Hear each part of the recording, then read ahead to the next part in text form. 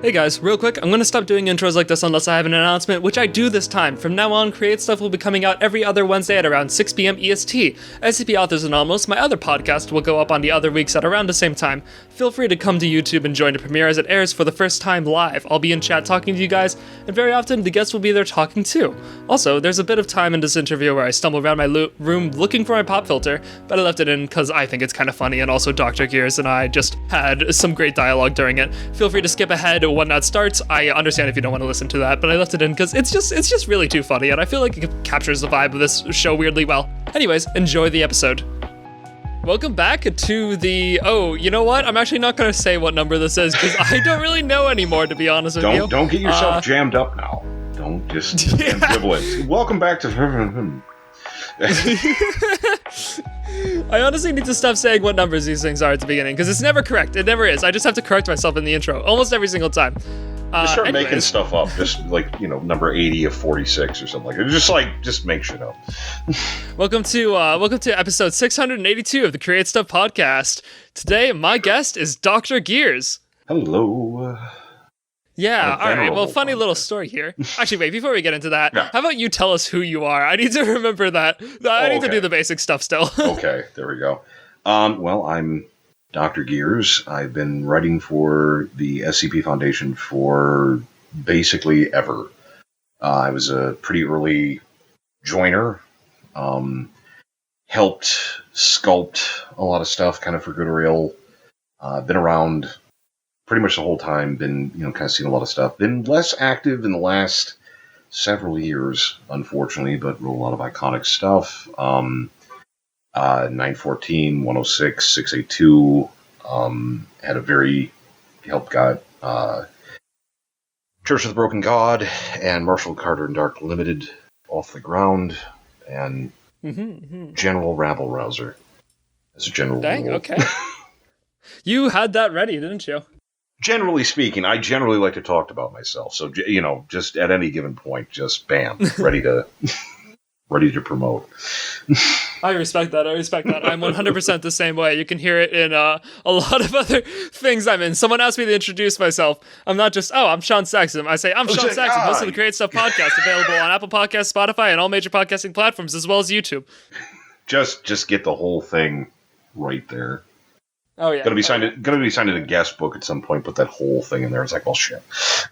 I did actually once sign in. I went to Applebee's with a few friends. I put twitch.tv/Shaun Saxum instead of my actual name on the signature screen. Oh, that's awful. I love that. That's just... Yeah, probably. They encouraged it. No, that's awesome. That's terrible. I love it. That is unfortunately a common thing. Being that I do like horror stuff and have been involved in this for a long time, there's several times where something will happen, it'll be something on TV or in a game or something like that. It's like, oh my god, that's horrible. I love it. That's awesome. It's just very common. Very fitting. I love that. Okay, if you're hearing a lot of movement over here, it's because I just realized my pop filter is not on my microphone. I don't know where it is.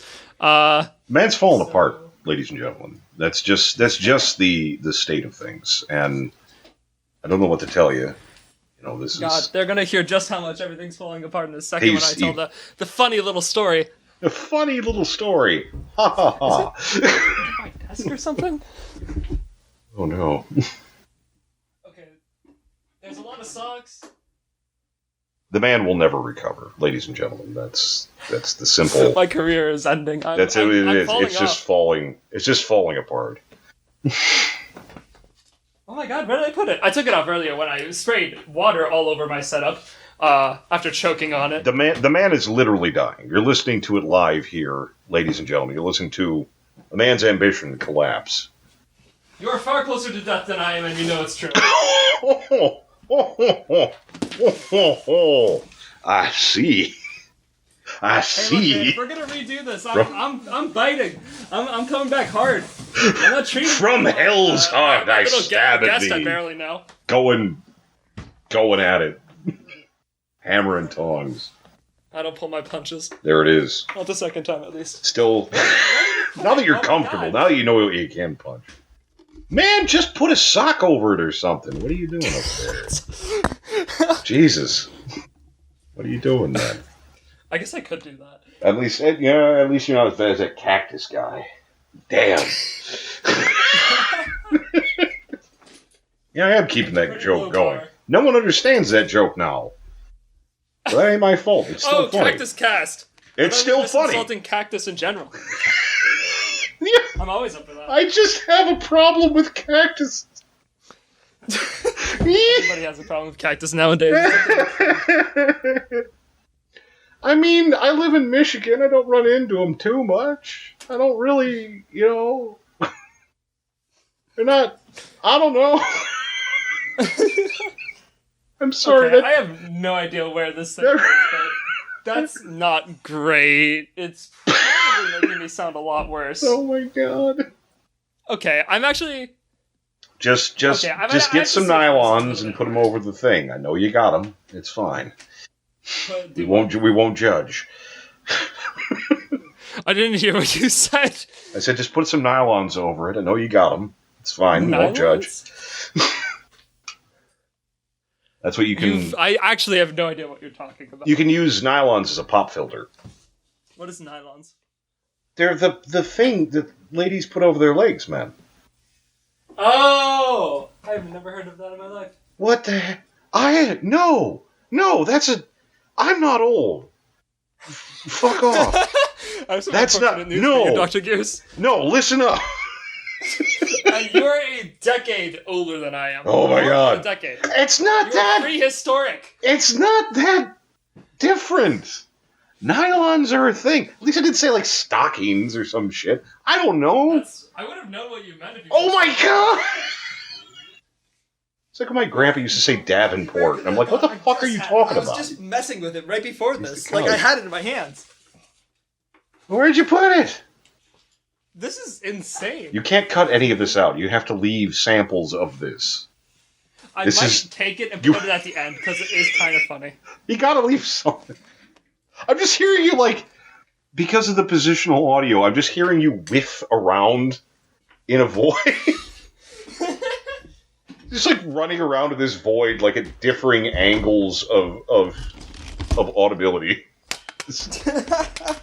Randomly heckling. Can't wait to edit this later. This is gold. I'm definitely leaving this in some way. In some way. Oh my god. Oh my god.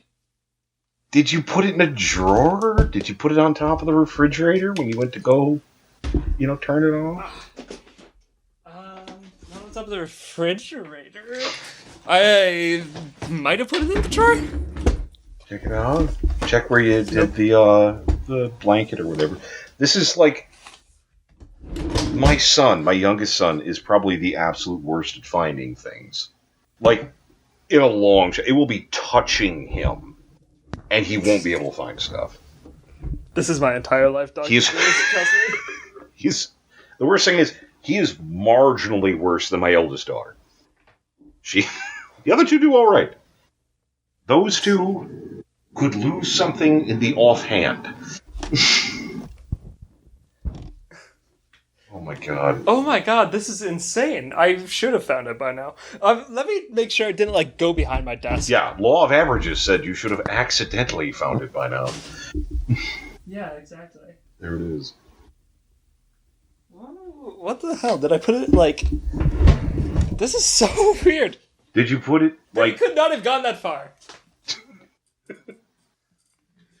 Oh my god. Sorry. No, it's fine. It's just I'm just given up by now, but this is actually important for I absolutely understand. Pop filters are... We're going to re-record this, I'm not going to make the audio quality worse. Yeah, no, but I mean, it's like, here you are.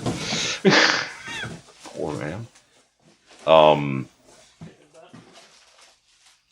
Just the thing is, I don't know what your setup is. I can't really provide any assistance, so I'll just actively make the situation worse. Just entertain the listeners. There it is. I generally try. Hello, ladies and gentlemen, children of all ages, whatever, on this podcast. Our host is descending into madness. So let's you and I talk for a moment. How you doing? How are things going? Well, I hope. Right now, where I'm at, it is a balmy 12 degrees, give or take. Has been sleeting for several hours, so really it's like spring around here. I hope it's going good by you, as our host struggles. Just so you know, if you're not in the know, if you're not in the process, the pop filter prevents strong sounds, particularly when you say like pop, like sort of that popping sound that comes with the P voice. sound, the D sound, the plosives. There it is, plosive sounds, which if you've ever dealt with stuttering, you'll probably know pretty well. The pop filter is a small, typically fabric screen that sits in front of a microphone. You've probably seen them on your favorite high-profile YouTuber's face cam. It's that little disc that sits in front of the microphone. Helps block that stuff. It's about a $5 to $10 part. You can make them out of a coat hanger and a set of nylons, if you really try. Or stockings, I fucking guess. But in either case, without it, it causes the audio quality to have a certain kind of ragged aspect, which if you're shooting for is great. But it's rare. It's rare that you are. And yeah, really, that's only what you want if you're going for like a thematic feel, like with the Magnus Archives. Mm-hmm. There's a sound like it's on a tape recorder. There's a certain process that does lend itself to that aspect. But if it's not what you're shooting for, it's just annoying as shit. So... Okay, well, this is actually a windscreen, I've realized, after you gave your explanation. But it's close enough, and it still does the same thing, kind of. It's as long as it's breaking it up. There you go. That's ultimately... Yeah, it's better. Fun fact, if you're completely jammed up, I have seen people like do stuff like hang a shirt between them and the microphone before, like pieces of stuff. It's insane. It doesn't work very well. It's better if it's semi-permeable, like a stocking or something like that. But yeah, you can make them out of a coat hanger and like a piece of fabric, like cheesecloth or some shit like that.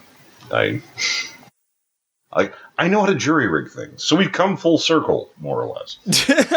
Indeed, we have. Well, here we are, 12 minutes in. 12 minutes. At the end of the podcast, 12 minutes of madness. I think I probably will move most of this to the end and just have like it'll probably just fade out somewhere, then fade back into me having found it. Just scrambling around like a squirrel that's had a stroke. It's great. That is a brilliant way to describe it. There it is. Okay, well, anyways, the fun little story that caused us to be here today, huh? LOL. Quote unquote, fun little story. Oh yeah, this was real fun for both of us. That's like when you're getting ready to end your shift somewhere and your supervisor comes up. It's like, funny story. Exactly. Oh god. So this weekend, right? Not this weekend. It is this weekend. Yeah. A few days ago. Yeah. I go to my computer. Yesterday. This was yesterday. Yesterday, I go to my computer. I'm like, I'm gonna edit the Dr. Gears episode because this is gonna be episode 15. I need to be ready to release it on Wednesday because we do weekly uploads now on Wednesdays. By the way, 5 p.m. I will be in chat live most of the time if I can. Come to them. It's cool. It'll actually be probably more like 6 p.m. Anyways. Yeah, so I go to edit Dr. Gear's file. I'm looking for it. I find his file, his side of the interview, his audio. I got it. It's perfect. I go to find mine. Nowhere. I cannot find it anywhere. I searched for like an hour, panicking most of the time, honestly. Was not a fun morning, only to realize I didn't save it. At all. Somehow. So, apparently I'm 15 episodes in, and just now I make this mistake for the first time, and I can guarantee it'll be the last, or I swear to God. You're going to try your absolute best. I know how this stuff works. Man. And then I got the message like, a thing happened. I'm going to try and fix it. But no, it's not fixing. Can we, could you do something? I mean, I can work without it if I have to, but it's really good. It's like, no, it's fine. It's fine. I was really happy you said yes. That was a rough morning. That was real fucking rough. That is one of those things. Just kind of waking up, just kind of sitting there looking at your life, going, you know what? Mom said this would happen if I kept being an asshole, and here I am. Damn it. Mom said I would lose my audio recordings if I kept being an asshole. Yeah, no, she was prophetic. Right there. There it was. But so here we are. So things are a little janky. Yeah. Or better or worse, I guess, depending on a lot of situations, but there it is. So I think it'll actually be a lot better, honestly. If anything, you guys, the listeners, are benefiting from this. No, you legitimately are, because last time I was a mini segment, and I believe I'm a full-fledged segment, I think. Yeah, and, yeah. I mean, last time you started as a mini segment. Yeah, we just kind of kept bullshitting. It was like, let's just keep going, and then yeah, just exactly. Kind of kept rolling. Now we're going in full interview. Like I have a bunch of questions written out and everything. Way more professional. There it is. Well, professional is a strong word, but we're better equipped this time. Better equipped. That's a better way to say it, especially considering we're 60 minutes in and I've asked 0 questions. There it is. We're not well paid, but we're skilled. Yeah, there you go. Come to think of it, we're not being paid either. Anyway. For both sides. Yeah, right, sorry, Gears. None of the immense amount of money I make from these goes to the guests. There it is. There it is. All, just literally, parking meters full of proceeds. Yeah. Dimes aplenty. Exactly. So I tell people all of my little change bag full of the $1 I get on Patreon every month. There you go. Every little By the way, helps. you should support the series because I need editors. Anyways. There it is. And I need to pay them. It is. Okay, well, how about we actually begin? Yeah, I mean, what the hell? May as well. Okay, well, let's start. I actually have a kind of like a set of questions, 3 sets of questions: the past, the present, and the future. And then everything else that doesn't fit into this weird timeline that I made for some reason, for no other purpose than to guide myself through the interview. There we go. So let's start off. We might have a few people listening in today who don't know what the SCP Wiki is. Okay. I will say, if that is you, I'd recommend you check out DJ Cactus's episode, or maybe Randomini's episode, because we go into more depth, especially in DJ Cactus's episode, about it. But I will ask you, Dr. Gears, briefly, what is the SCP Wiki, just for those who might not know? For you may not know, going from a straight-up cut-and-dried aspect, the SCP Wiki is a massive writing collective. It is a sort of a massive shared universe project, the idea being that there are items and places and people and events that are outside the norm, sometimes horrifically so, sometimes just different. And within this, there are various organizations trying to interact with them in various ways. And one of the big ones being the Foundation, the monolithic central entity. And all these different things are based around various manuals, in a way. That's what the main list entries are, various containment projects and reports on these various items. In addition, there is a massive wealth of in and out of universe writing projects, essays, stories, just about anything you can make, including various other forms of media. It is a relatively unique thing in that it's a massive writing collective that no one really intended to have happen. It kind of very organically grew. So if you don't know, go check it out. You'll probably find something interesting, at the very, very least. For sure. Personally, an article I really like is 6443. You Left Me Cold, Alone, and Forgotten. It's a pretty good one. I enjoy that one a lot, greatly, in fact. I know it really well. I've actually just read it so many times. Yeah, it's real good. It's like the best on the wiki, actually. I see. My goodness. Well, you should check it out then. Absolutely check it out. I don't sense any detection of bias whatsoever.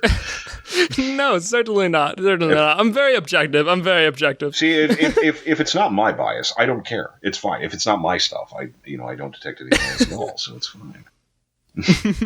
And how old is that entry? If I remember right, that's relatively fresh off the presses.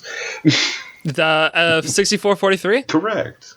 I'll actually talk about that real briefly. Here's another thing that changed since, obviously, we're not talking about me here, but I will say this briefly. Another thing that changed since the first recording we did of this is that I'm now an author on the SCP Wiki because I posted my first one, and it's at 32 upvotes, so it's probably not going to get deleted off unless there's a very large amount of people who really decide they dislike it all at once. There you go. Bravo. Can't tell, but I'm clapping. Maybe you can tell. I don't know. Something like that. Sort of an Animal Crossing villager clap, just very small clap. Very good. Now that's tremendous. That's great. I went through the crit process, got crit from 4 great authors, and that's what took me there. That's actually awesome. Random and I, who I had on the podcast, helped me come up with the idea originally. There you go. I was not one of them, so don't nobody look at me. This is all this man's, and that's yeah. Don't blame Dr. Gears for unless it's good, in which case I spiritually assisted in some way or another. If it's not good, then don't worry about it. No. Wait a second. Wait. Looking through these ratings here, it seems that a certain Dr. Gears upvoted this, and yet he says it's good. Slander. I don't know. Dr. Gears, are you saying you didn't read the article before upvoting it? I was hacked. It's not even... You were hacked? You were hacked. I'm sure it was hacked. I'm sure that's what it... What about this Discord message from you saying you upvoted it, and it's interesting at least? It is interesting. I will level with you. It is interesting. It is not my kind of... It's not like shit that I would write. I think that doesn't mean anything. It's actually kind of... I sort of looked at it initially. It's like, no, it's cool. And then I kind of got a little bit more into it, and it's actually pretty interesting. It's whenever you start goofing with like memetics and like memory, thought, impulse stuff, things get weird, and I dig it. It's interesting. Well, I'm happy that you like it at least to some extent. Yeah. I know it's definitely not your type of thing. Honestly, no. I'm actually not a big fan of horror, at all. I joined the wiki for literally everything else. Yo, get out. Get out. It's over. There it is. No, it's fine. Interview ends. All right, 20-minute interview. Half of it is just me fumbling around my room. 20-minute interview. Half you fumbling around. One question. Deuces. We're out. Tight to it. No, that's fine. That's fine. It's... This isn't what we're here for, though. This is what we're here for. I'll do an episode of my other podcast, SCP Authors Anonymous, that centers around me talking about my article at some point. There you go. Because I do want to talk about it. I have things to say. I've actually got a... Redacted. There you go. I might actually have to cut that out because I don't know if I want people to know about that yet. Maybe I'll just beep out like the just beep out the part date of it and leave in me saying I'm going to. No. You don't beep it out. Listen up. Play the game right. It's redacted. My God! You're a genius. If you're gonna do this, it's redacted. Oh wow! All right, I'm writing that down. Here. That's an editor's note right there. Okay. Dr. Gears. What's up? All right, let's just start from the beginning. Yeah. Take me through your journey with the SCP Wiki. How'd you first get into it? I got into it way back at the start. It was shortly after the X Paranormal board had gotten minted on 4chan. Yeah, 4chan. Way back there. And initially, it was like, now if you go there, there's a lot of paranormal stuff. But initially, when X first got made, it was just a clearinghouse for all the creepy threads that were on other boards. It was a place to kind of put them all in one spot. And there really wasn't any intention for it to be like actually paranormal, at least not initially. And you had a lot of stuff. You had Diania House. You had John Dies at the end. You had Ted the Caver. You had all this, a lot of stuff you look back now, it's kind of a little bit hokey. But it was very, very, very big deal.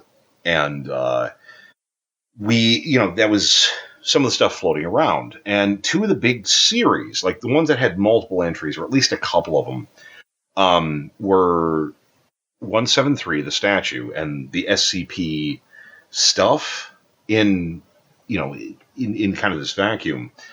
And then the holders.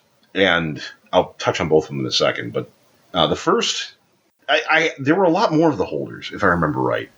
When we first got started, there was several entries on this.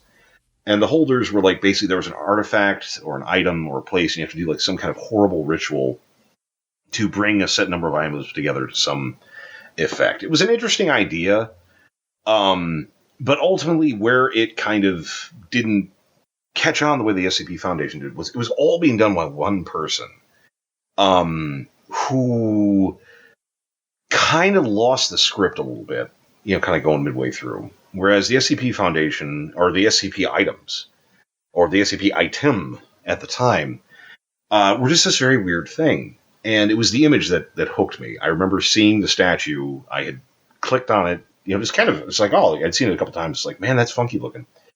And I clicked on it. It was like this funky, like rotten fetus looking thing. And I just closed it back up and it's like, no, I'm good. I'm not doing that again. I'm like, it creeped me out. It really creeped me out. I ended up reading it, kind of looking over it. It's like, wow, that's actually really fairly interesting. That's actually really cool. And I had saw some other stuff kind of floating around. A couple of items, which I cannot remember some of the initial stuff. And I think some of them didn't even end up like being part of the main wiki. I think there was like a couple items that never made it off the forum. So there's some, some lost media for you somewhere there. Somewhere, some janky, worthless SCP items floating around. If you want to scour through 4chan. Through the archives of 4chan. Jesus. That is an undertaking. So I had looked at this and I wanted to write stuff for a long time, since I was a kid. And I was looking at this stuff and it's going, you know what? This is actually really cool. So I, got some ideas together, and I think it was 882, The Machine. That was my first one that actually did good. I think it was the first one. It was. Yeah, it was. It's the first one on your file. It was the first one on my file. I'm trying to remember if I believe that was the first one I ever wrote, beyond horsing around with stuff, actually trying to write an article. And, I put that together, and then I remember initially I was vaguely aware that there was a wiki, the old wiki, which I felt funny for some reason. I felt like I shouldn't post stuff there. I'm just some rando, as opposed to every other rando posting stuff. And I'm like, well, so people be like, wow, this is really cool. I said, well, if you think it's cool, put it on the wiki. I wouldn't do it myself. I'd have someone else do it. I want that kind of layer of validation or something. I don't know. I feel like that's a thing that a lot of people experience with art. I talked about this moderately mediocre, but there's I feel like I'm not alone in feeling sometimes it just feels like you can't make something as good as what other people are making because you're you and they're them. Yeah, it's you kind of look at this thing and there's a sort of monolithic thing. It's like, I'm not blank. And exactly what you have to kind of realize is that, that person probably wasn't that, even if they got started initially. And there's nothing to say that you can't. So a moment of encouragement for whatever. Give it a shot. Right. You never know. But with that, I started putting stuff on the old wiki back in the day, and actually started putting stuff out. And one of the things, and I've heard this come up before, and it's something I want to address just for a second while we're right here, because there's a reason. A lot of the Series 1s, especially the early Series 1s items, I've seen people dunk on them because they're short. And it's like, you have to remember a couple of things. First of all, they were meant to be short. They were meant to be concise. Second of all, some of these had to be posted under the post limit on 4chan, which was not big. You had a very, very small amount of characters to get, a creepypasta, a horror story in. And if your post went on, first of all, if you didn't have a picture, and your post went on for more than maybe 2 posts, nobody would read it. Nobody would read it. And then it wouldn't get anything. So you had to try and pare it down. And then when we moved to the wiki, things bloomed up a little bit more. But especially with the older stuff, you have to remember, that was the constraint. It was you have to get in under the single post limit and have a decent picture in order to get any kind of traction. And that was, it was exciting in kind of a weird way, sort of riding under the gun sort of way. But it definitely is better now. But that's part of the reason why a lot of the early ones are really short. I think honestly, if I open an SCP and it's short, I'm way more likely to read the whole thing. Than See, and that's because of the nature of things. It's if you go in that thing and you start scrolling down, it's oh, this thing has 8 logs, dude. I gotta make dinner, man. I can't be. I can't be hanging out like that. Whereas if it's just a paragraph or 2, it's you know what? I wasn't doing anything with it anyway. So I guess maybe, what is it? They say brevity is the soul of wit. So maybe there's something to be said for that. But nevertheless, so that's kind of how I got initially started. I was a rando on a forum. and I said, "Hey, I can do this," and started writing stuff, and it did well. That was like nothing more glorious. Being like, I wasn't an author before this at all. I wasn't like anybody. I was working, and for a lot of the initial stuff, I was working tech support for a chemical plant. If that tells you anything, I was, nobody with this. It's just like, this looks cool. I guess I'll play. Right. And just started posting stuff. I think that's how it is with most people on the SCP Wiki, even nowadays, honestly. And I think that's better in a way. Especially when you come into like a big community, there's kind of this perception like the people that have done stuff like are somehow more qualified. It's not even just a wiki; it's like anything, really. It's when you come into any kind of like pre-existing structure, there's kind of this impression that like the people that have been there longer or have done big stuff are like somehow intrinsically different. And I'm sure that does happen, but generally it's just, some weird guy just doing stuff, and there it is. So that was my initial. It's not like this is a job. You don't need your resume to. Yeah, no. You just have to be approved as an author. You just have to be good. That's the problem. That's the only issue. Is you actually have to produce something good. True. Which is its own kettle of fish. Oh yeah. It's easy to have tons of experience. It's a lot harder to actually be good. Yeah, no, it's. I mean, you can just keep kind of plugging along and doing stuff, and that's fine. But it's, some people have talent. Some people have very specific talent. Some people can do, just about anything. Just kind of throw stuff together out of nothing. And like, I'm not. I kind of have to work. I have to sort of work with the muse. She comes and goes, and I'm really envious of people who'll be like, hey, I need a story, this vague outline, I need it by next week. And it's like, sure thing, boss. And they just bash it out. And it's like, okay, I guess. Gosh, yeah. Like, I totally have to be in the right mood. I would love to be able to do that. And like, I'm sure I probably could. But it's like, just thinking about it, it's like, there's no way. So... I mean, like, when you force yourself to write, the product's obviously going to be worse. It's not like you're on a job here. There's no deadline to post articles. You're not going to be able to put food on the table. Exactly. And I mean, if you move out into the world of, like, actual, like, publishing and authorship and things like that, then it becomes an issue. Then, you kind of have to put food on the table and have things work. At least generally. That's when it becomes an issue. It's, it kind of depends on how you move forward and what you do with it. But I think that's part of the beauty of the wiki and kind of how it did get started, where you just had people be like, man, that sounds neat. I'm going to write about it. And just threw it up there for other people and be like, wow, that's really cool. Or like, wow, did you hit your head as a child? and that's sort of the way that it is. That is one thing. Tell me, how did you... Wow, okay, this came to my mind. Well, you're fine. After you joined the wiki on its like original site, me, let's resume from there. Okay. So we're on the old wiki, which was a huge step up from 4chan. But not by much. That's really not saying anything. But it was much better than what it was, and we had everything laid out. We had 1,000 entries, and I think we had, 40 entries full, give or take. And it's hilarious, because looking back on it now, it's like, how the fuck are we ever going to fill these things? And it's like, shit, that roster only lasted half a year. We're going to have to add another decimal point. What the hell are we going to do?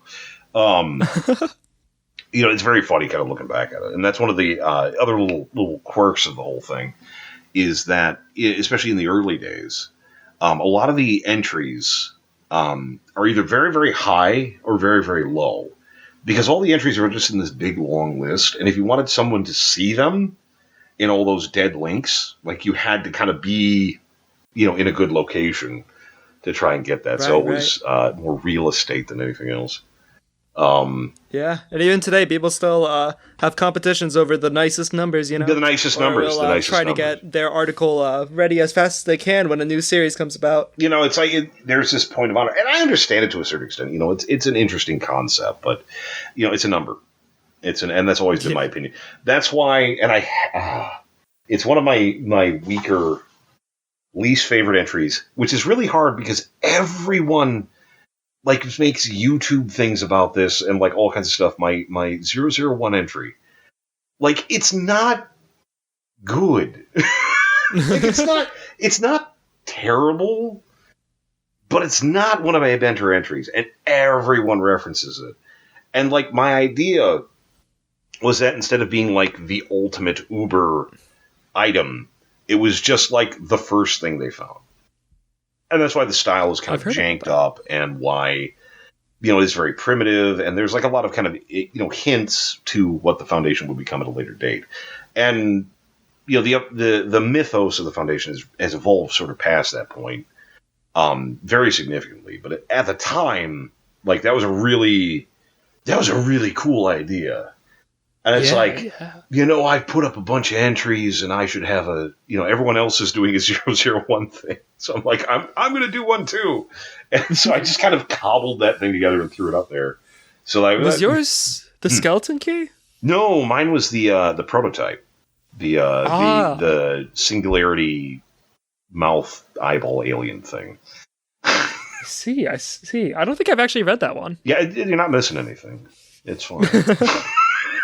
It's hilarious because there's a couple of channels. I think I want to say it's SCP Animated or something like that. It's some YouTube channel. Did a animation of the incident of that item. It was really cool. I'm like, man, I wish the entry was better. I'm looking at it this is really cool. They're presenting this really, really well. It's man, it's really bad. It's funny. It's funny that's one of the things. Especially if you search my name, Dr. Year's SCP or something like that. That is very often in the videos and such. That will show up as Dr. Year's the prototype and stuff. God damn it. Right. And but very very funny. Was that still before you came to the Wikidot site now? Yeah. That was back before the Wikidot site. If someone catches me on this, it was either before that or right when we came over. But I think it was before. I'm pretty sure it was before. And it was on the old site. I remember I wrote a bunch of stuff. Some of them being 682, and that's where 682 got its edit by the guy White Guard referenced him in his text interview, which you haven't read. Go read that; it'd be very cool. Link in the description. There you go. But he went through and kind of edited it and turned 682 from it was janky to begin with to sort of the lovable death gecko that he is today, and I very much appreciate that. Read a couple other things as well. I want to say 914 was at that point too. I'm pretty sure it was. It was a long time ago. But either way, I forget my kids' birthdays too, so don't hold it against me. Whether they're literary or flesh, I forget shit. I'm sorry. There it is. Some SCP historian is going to come back and be like, "You got that wrong." And I'm like, "Yeah, you fucking know I did." So, yes, I did. I'm right there with you. But I put together a lot of stuff then, and a lot of my early entries, and I was really cooking. I was actually kind of getting stuff together. It was a really big deal. I was cobbling together sometimes 2 or 3 entries in a day. There was a period where I was doing 2 or 3 entries in a day for a week or something like that, or some period of time. Crazy. And you got to remember, one of the things being there was no structure, there was no anything. We had this very, very loose idea of how things ran. And the general mythos, and otherwise, anything you want to do, there was no. It's oh man, someone's already done that. No, they fucking didn't. There's nothing there. We're under 100 entries. Everything's on the table, so you could just be I'm gonna make this, and just like throw shit out there. And it was, I'm gonna make pipes that are alive and get into shit. And yeah, brother, do it. That was right, that's crazy. It was really, really cool. It was very, very Wild West. Of course, the downside of this was a lot of it was junk. Like, I hate to be that guy, but a lot of it was junk. And that was very much, and again, sort of the nature of the beast is everybody sort of figured stuff out. But there were observably a lot of articles in the old wiki, and in the beginning days of Wikidot that were junk. I'll say that they were junk. And nature of the beast, there it is. Right. And then there were times in the past where a lot of articles were cold as part of pushing for a more more cohesive sort of thing. It's there was a piece of flavor text on a magic card that I've held near and dear since I read it. God help me. It said, books must be thinned for best yield. And I think that's really true. You kind of have to... Highly agreed. That kind of gets to what we were saying earlier about shorter SCPs. Yeah, exactly. And I remember in the early days, a couple of things. One of it was, I remember Kane Pathos Crow publishing Able. I remember when that came out, I remember reading that and going, I hated it. God, he's going to hear about this.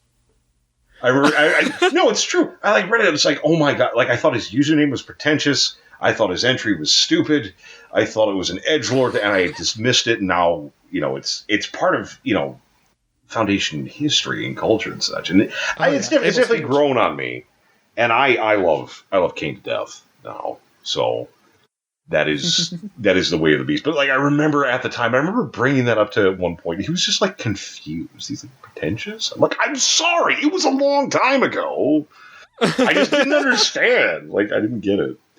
That was one of the funny things. I remember talking with Kane for a little bit. And I am still telling him, I said, if we ever have cause to meet initially, and you don't open up with a Labrador Retriever with a walkie-talkie on his collar so you can talk through it, I'm going to be disappointed. Because his author avatar was a dog with glasses, so that's been the running gag forever.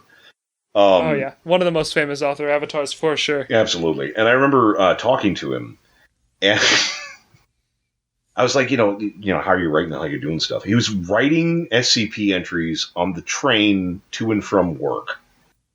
I'm like, dude. He's like, well, it's the only place I get good internet.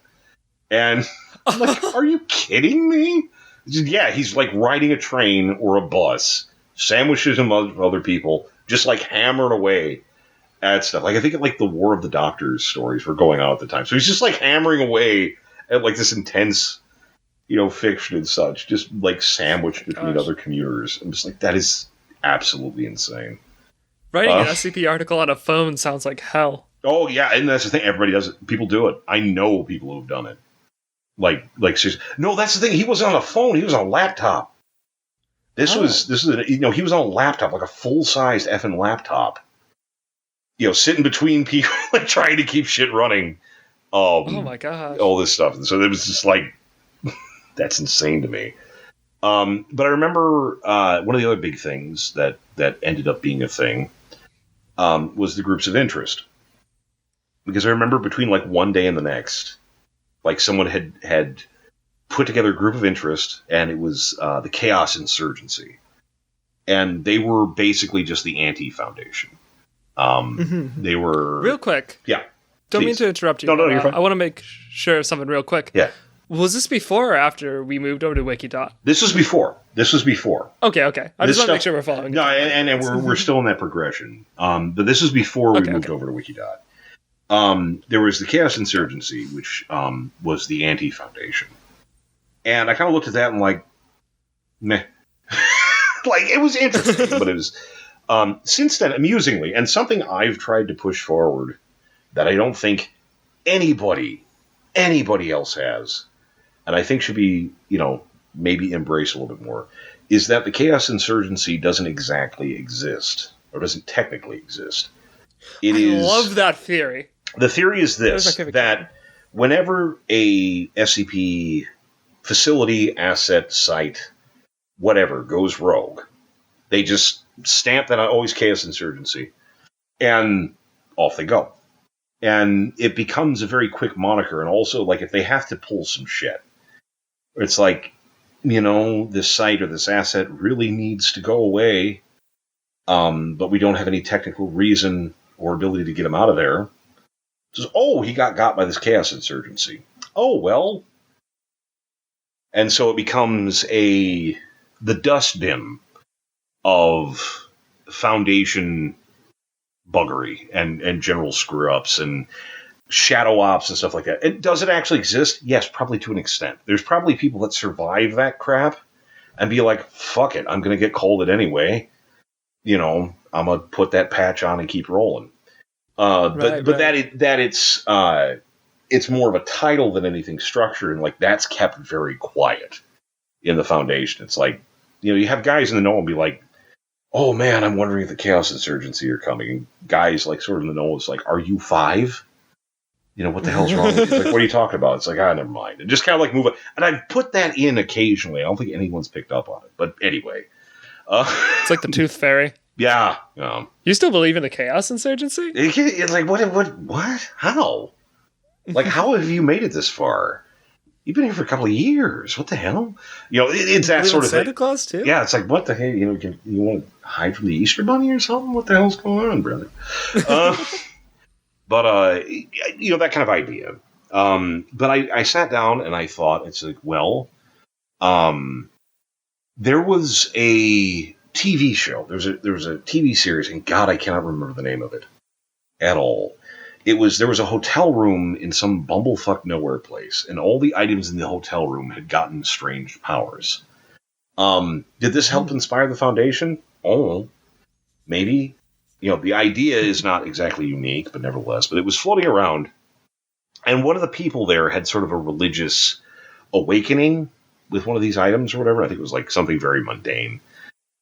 And I had this idea. It's like, well, religion is a sticky wicket. It's really an odd thing. But I tell you what, if you pray to something and it does something, it makes it really easy to believe. If you pray to something and ask it to strike down your enemies, and it does, by whatever means, it's like, well, there you have that. That certainly did happen, didn't it? And the Church of the Broken God kind of spawned from that idea. Initially, they had nothing to do with Clockworks at all. At all. And I'm going to be breaking hearts. I know that right now. But no, initially, they just worshipped these odd items as offshoots of some broken deity that they were hoping to or bound to or whatever to bring back together. And their leader, Mr. Bamaro, was basically sort of a blind pig finds a truffle. He was a con man who kind of pulled various stuff and sort of pulled a religious con and ended up drinking his own Kool-Aid. Like sort of fooling around playing, I'm going to set up a cult, basically build people out for money, and accidentally hit on something.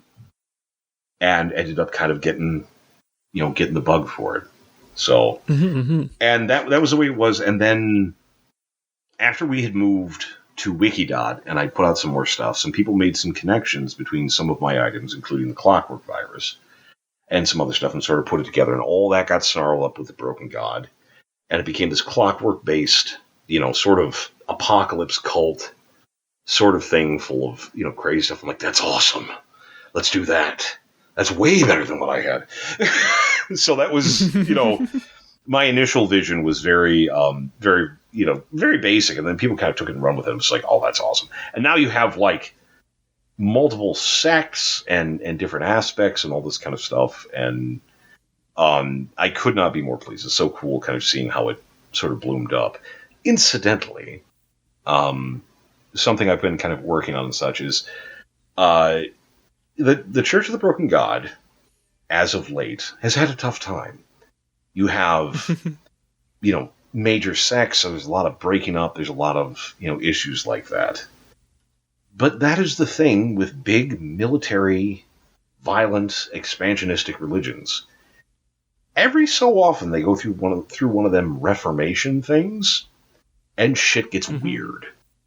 And I've been actually fooling around with a couple ideas for some stories and stuff kind of based on that concept of sort of the core of the Broken God Church kind of reaching out to some of what they feel are the disparate,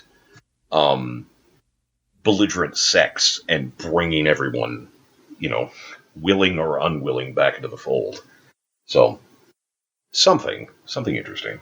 But one of the other big ones I did with that back on the old site was Marshall, Carter, and Dark Limited, which was basically, you're going to have stuff like this. You're going to have people who want to buy them and people who want experience. Like if you have billions upon billions of some ridiculous amount of money, buying the unattainable is one thing. Experience is another thing.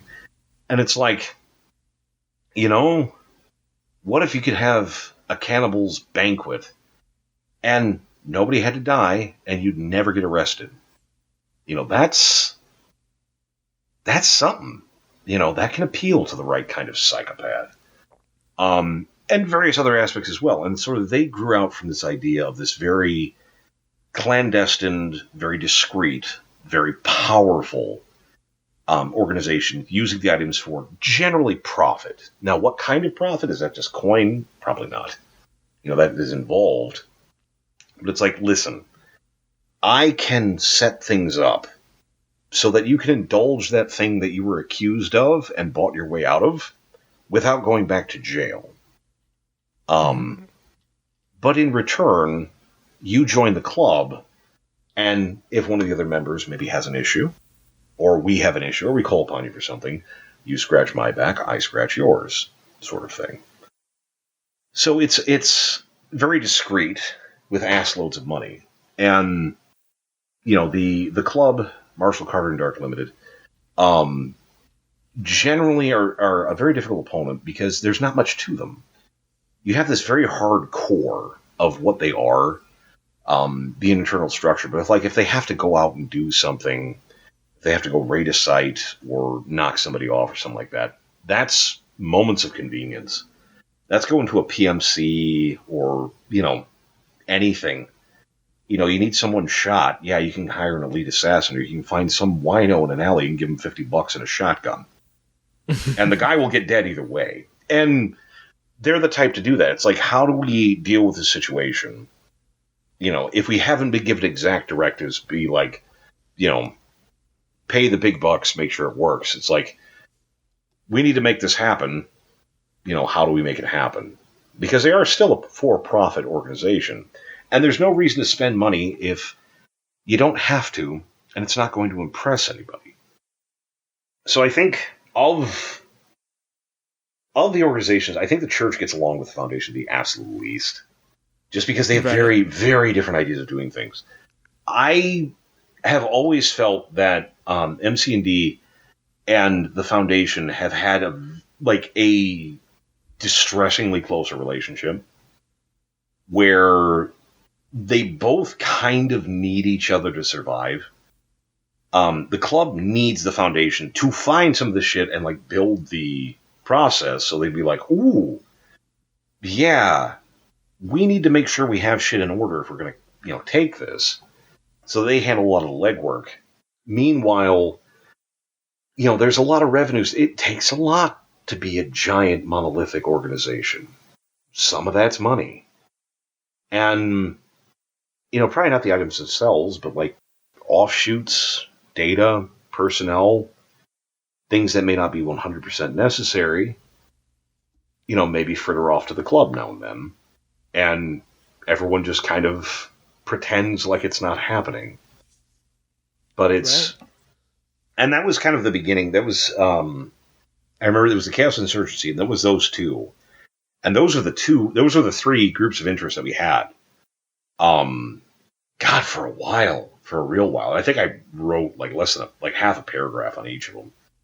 And that surprises me that they were just that few for so long. Yeah, no, that was the way on the old wiki. I believe that was it. I think just before we left, I think maybe there was one or two more. And then when we came over to Wikidot, they started coming around. But no, like the Serpent's Hand and stuff was not a thing at all. Wow. And I might be wrong. But I'm pretty sure I'm not. But no, initially it wasn't, we had our hands full just kind of defining what the Foundation was to a certain extent. So sort of outside That's groups fair. were just sort of, candy on the side. But no, that was that piece of it. So Interesting. Yeah, so what got you guys to finally move over to Wikidot? What happened there? I will level with you. I don't remember much. I remember it was there was a lot of discussion about how things were going and stuff, and people were going back and forth. And it was we had some new people in. I want to say Clef and Bright joined on the old site, or it was right when we migrated over. It was somewhere around that time. But they were the new kids on the block at the time. At one time, if that tells you anything. Crazy. But no, we were we had blossomed from 20, 30 guys to probably damn near 50, 60 at least. We were growing out of that place quick.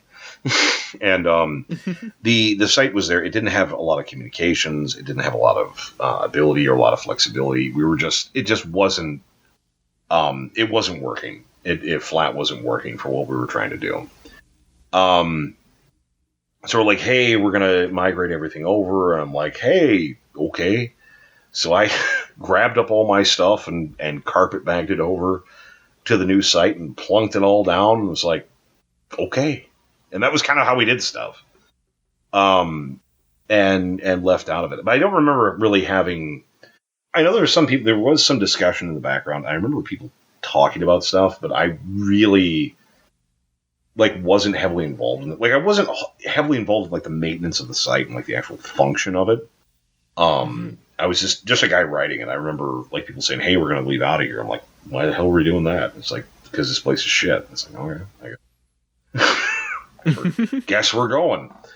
So we packed up and hauled ass over. And man, when we made the switch, it was great. It was great. We had forums and links that worked and all kinds of shit. It was amazing. It was fantastic. But no, that was. I remember it was generally people were just like, yeah, no, we got to move. I know there was a couple of people. I can't remember. I just remember hearing there was some complaining about it. But it wasn't very significant. At least not that I remember.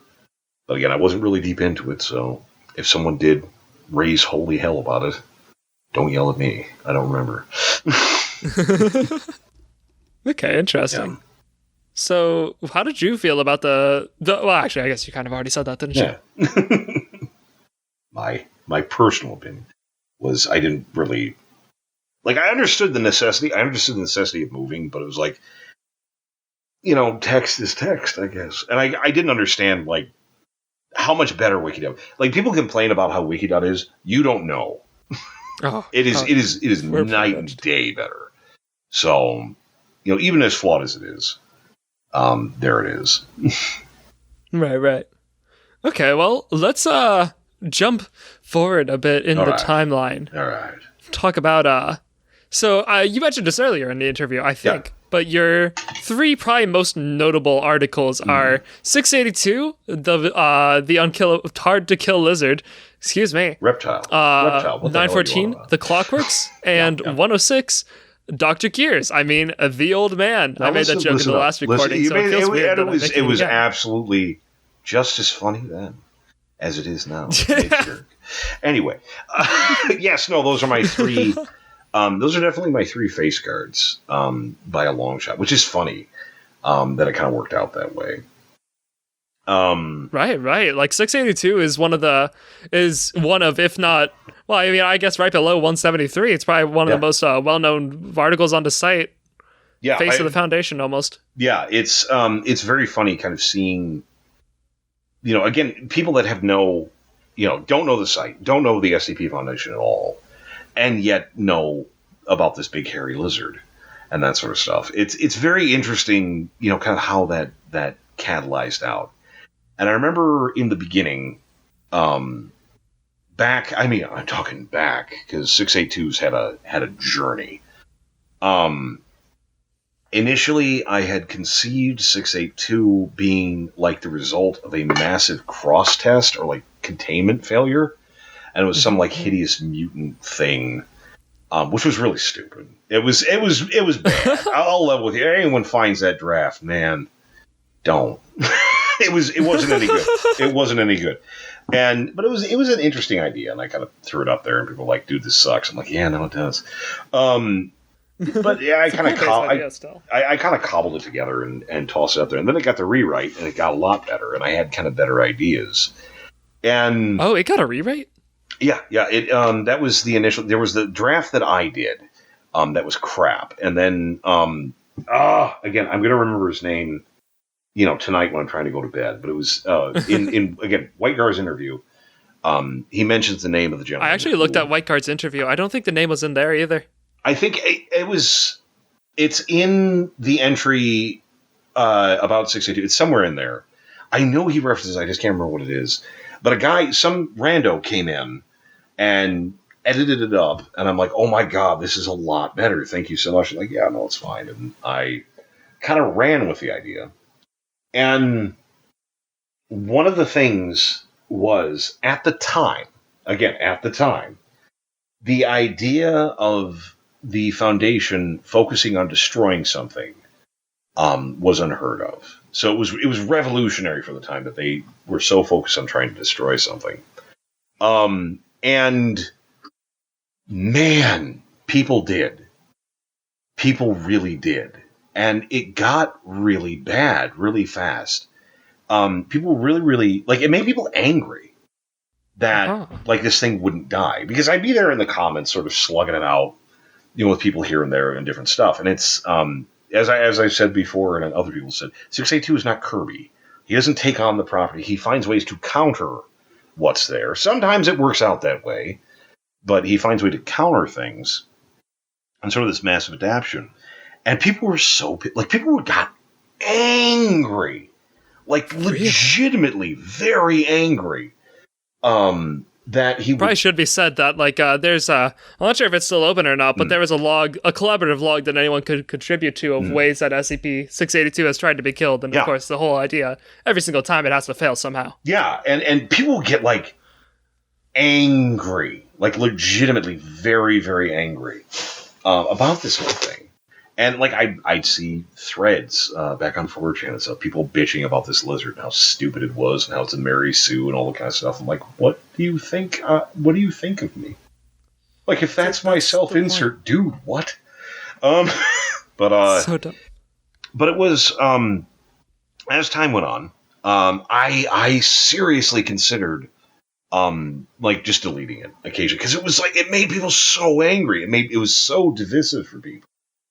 But I ended up keeping it, and kind of the idea developed that, and I've talked about this before, and I think I've referenced it once or twice, that 682 isn't here. 682 comes, basically think of our reality as the outer surface of the balloon, and 682 is poking in from the inside. Now, what we see is the bump. 682 looks like a big, hairy, rotten lizard. Because that's what our reality interprets that bump as. In the same way that you can feed an image file through an audio mixer and get something out. It'll be weird and messed up, but it will exist. The same way 682 is existent, but that's kind of not what it is. And the other issue is that bump, that layer of rubber, is incredibly incredibly thick.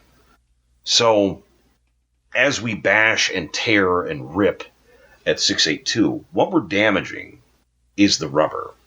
That's like if you were pushing against a foot-thick rubber sheet and someone shaved a couple of inches off the outside. That will affect your hand not at all.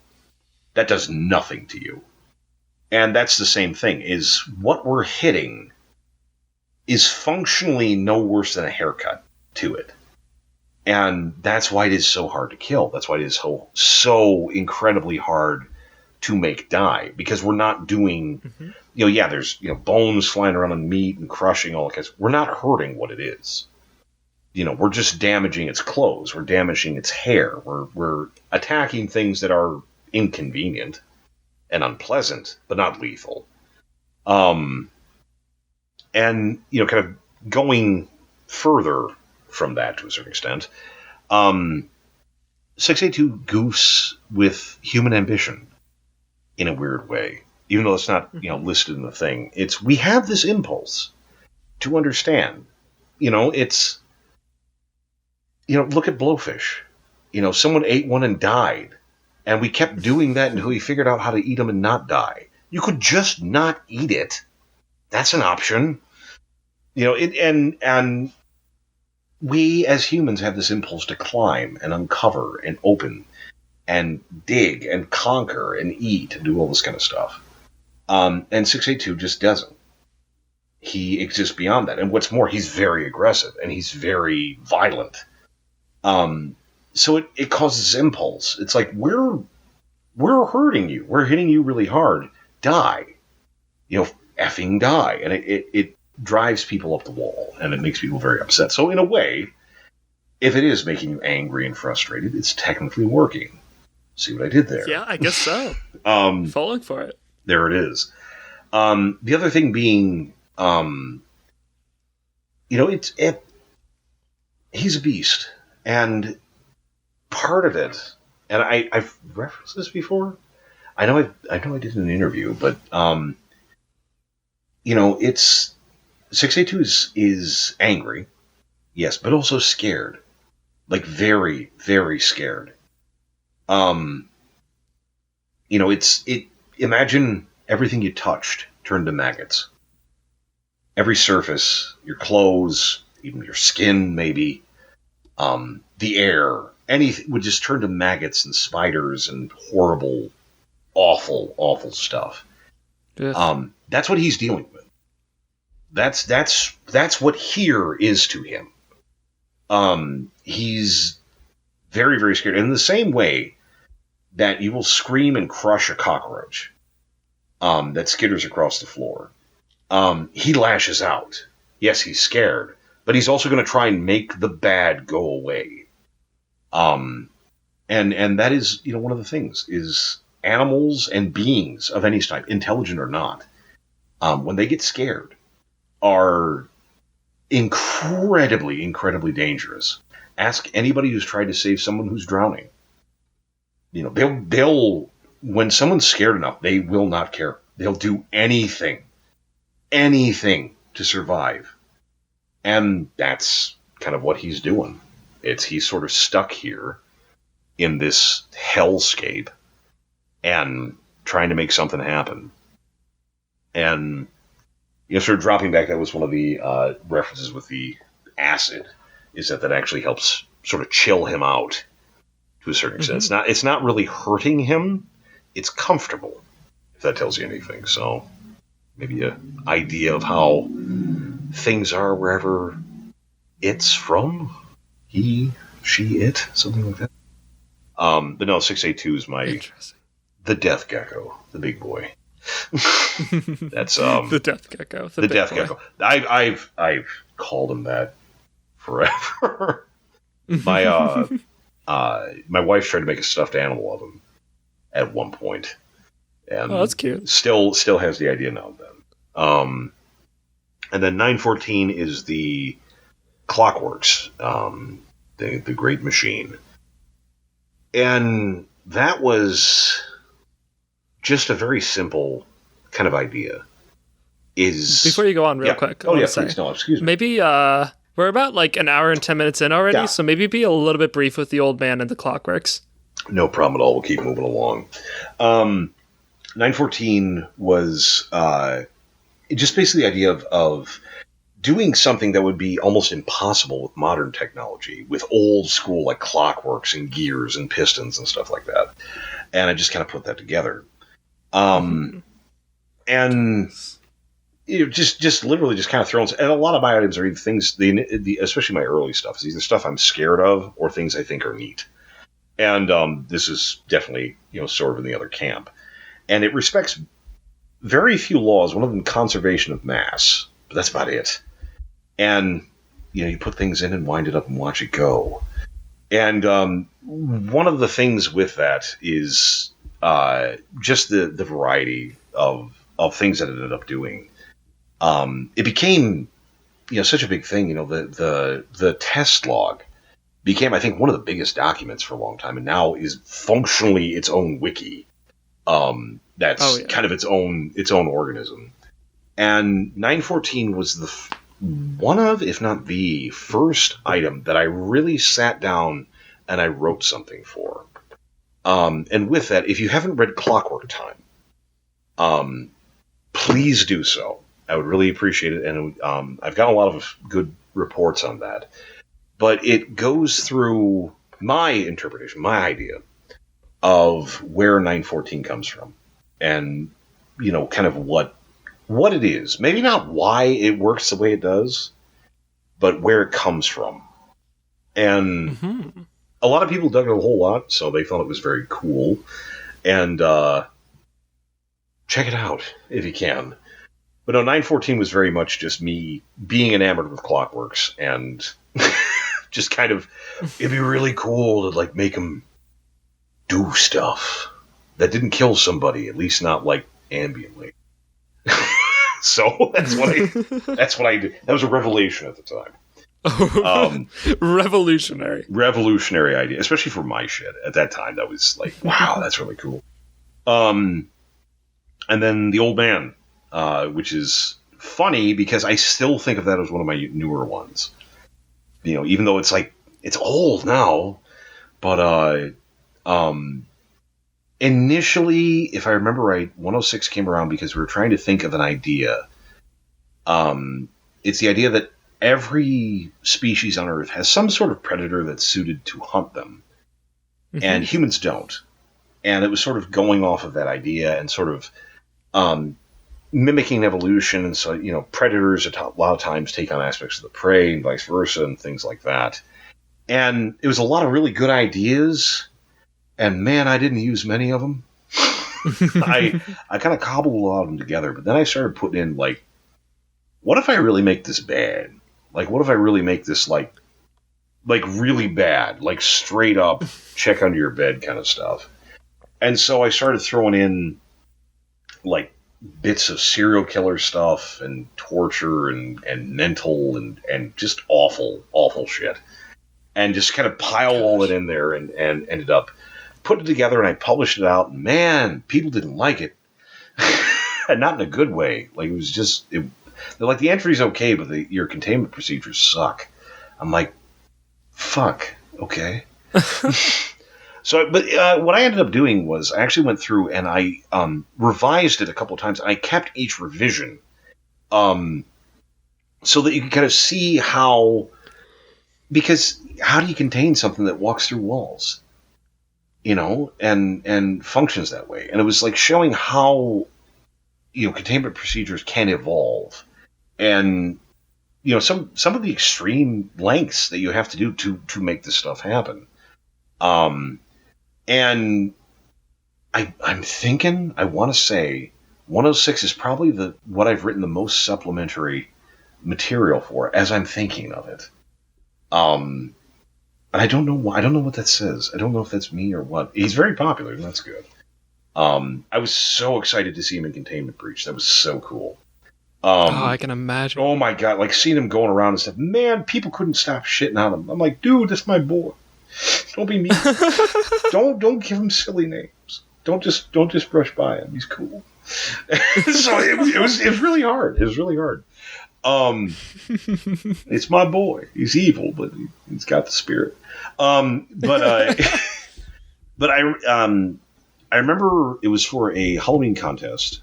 I was sitting down and they were having a contest. I'm like, hey, can I play? And they're like, yeah. I'm like, I don't want to win anything. I just want to write something, Halloween-y. So I wrote treats about 106 breaking containment on Halloween. And it's a series of vignettes of what happens, and it's probably at least as bad as you're thinking. As one of the agents at the very beginning says, is usually when this guy gets out, we just follow the screams. It doesn't really do fuck for us on Halloween. It's kind of everywhere. But I did that, and then, God, I think it was another contest. I think it was, though I didn't enter this time. They were talking about origins of SCP items, and was it that? I'm pretty sure. We'll say it was. If it wasn't, it's fine. I wrote The Young Man, which is, again, my interpretation, my theory for the origin of 106, or at least what we see right now. And it's, World War I and awful and, just horrible stuff. And I really enjoyed it. And then I found readings of both of them floating around on YouTube, and I heard people reading my work, and I'm like, this is so cool. This is so cool. But that was a lot of fun. But no, I definitely like the old man because he's very much a boogeyman. He's very much just a straight up walk through walls and torture you to death and be this grinning, rotten nightmare the whole time. So I love him. Very cool, very cool. Honestly, I feel like the basic idea of the human predator is just such a great horror concept. I think this is a great direction to take that. And I think that's, definitely, again, I kind of started down that way and ended up kind of going, a bit sideways with it. But just that idea. And if I remember right, there was a story that I can't remember the name of again. God, I'm really bad with this. Where they talk about 106 being part of a species going way back to Cro-Mag days that used on us, and he's one of the only ones left, which is very, very cool. It was a very cool idea. But no, that kind of the human predator idea is very much part of his DNA, but maybe not as forefront as I intended. Interesting. Well, let me ask you. So you weren't actually an author or anything like this before you got on the wiki, were you? No, not at all. Not at all. Wow, how interesting. So it kind of sparked your interest in writing then? Well, okay, so I had an interest in writing probably since middle school, honestly. I've always been a big reader.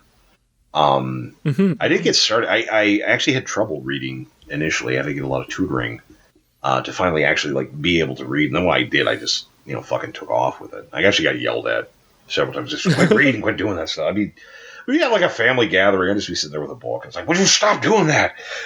And, so I get hashed on now and then. But I had a very powerful interest in reading. And if you read long enough, you're going to want to write. If only because you get ideas that don't exist. And it's well, shit, I guess I got to write it now. So I tried to write a little bit. I wrote a few things, never appearing anywhere. I don't even think they ever made it to the internet. Thank God. That's going to be one of the things, man.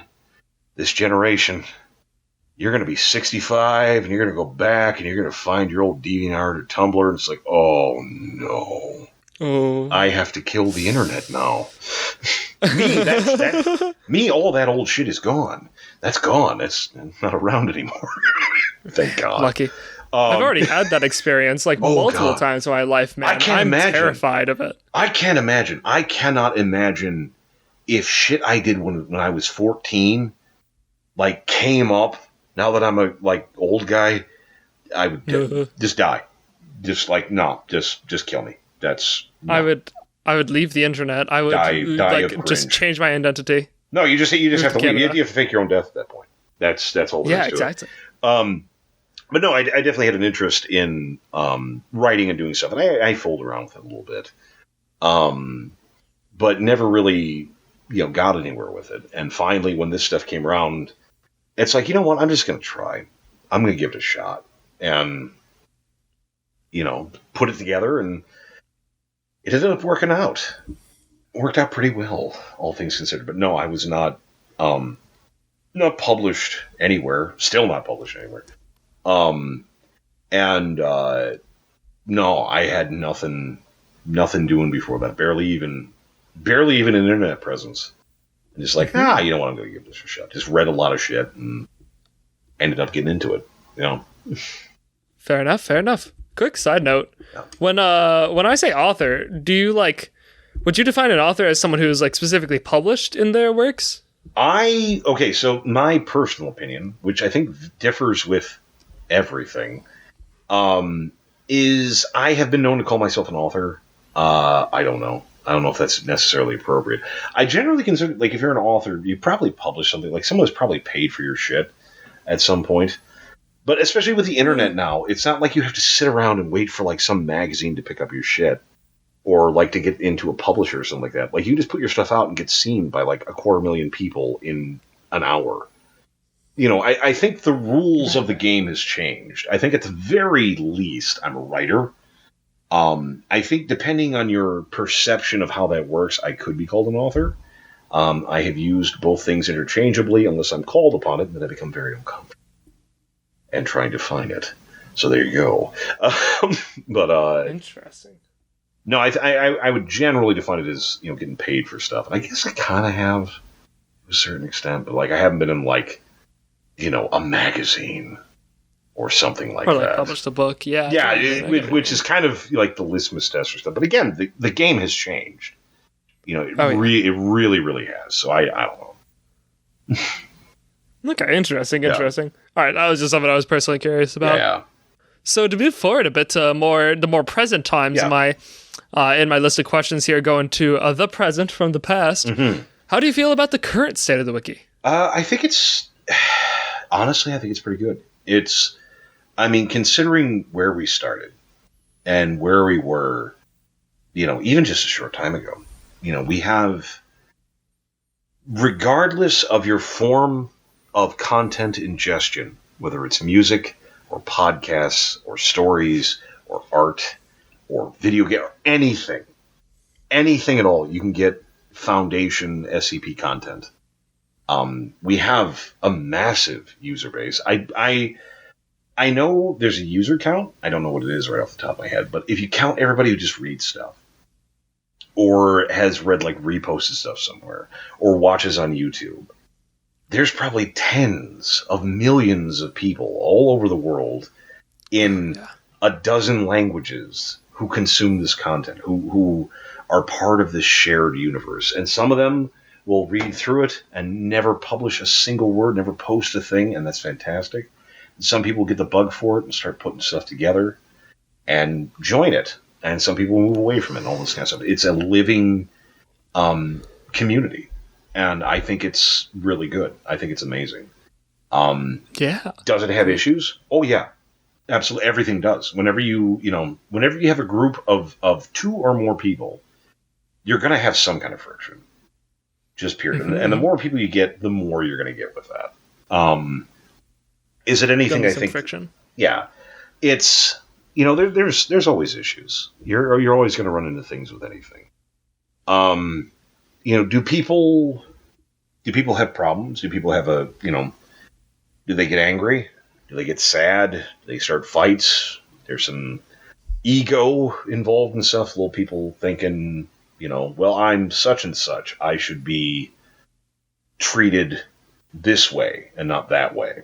Yeah, you're going to get that. And is it good for the site? Oh, hell no. Absolutely not. Does it mean the site's going to collapse? No. It will cause problems. And I hope this stuff, kind of works itself out. Generally speaking, these problems do tend to work themselves out. The what has been created, the Foundation's bigger than any one member. And no one can kill it now. It's too big. It's gotten too much. Are there occasionally people who think they can? Yeah. You're always going to get Napoleon folks, who think they know where it sits, and that's fine. But with that, even I think it's a testament to the community, the fact that like problems like that can arise, and it's a problem, but it can be dealt with.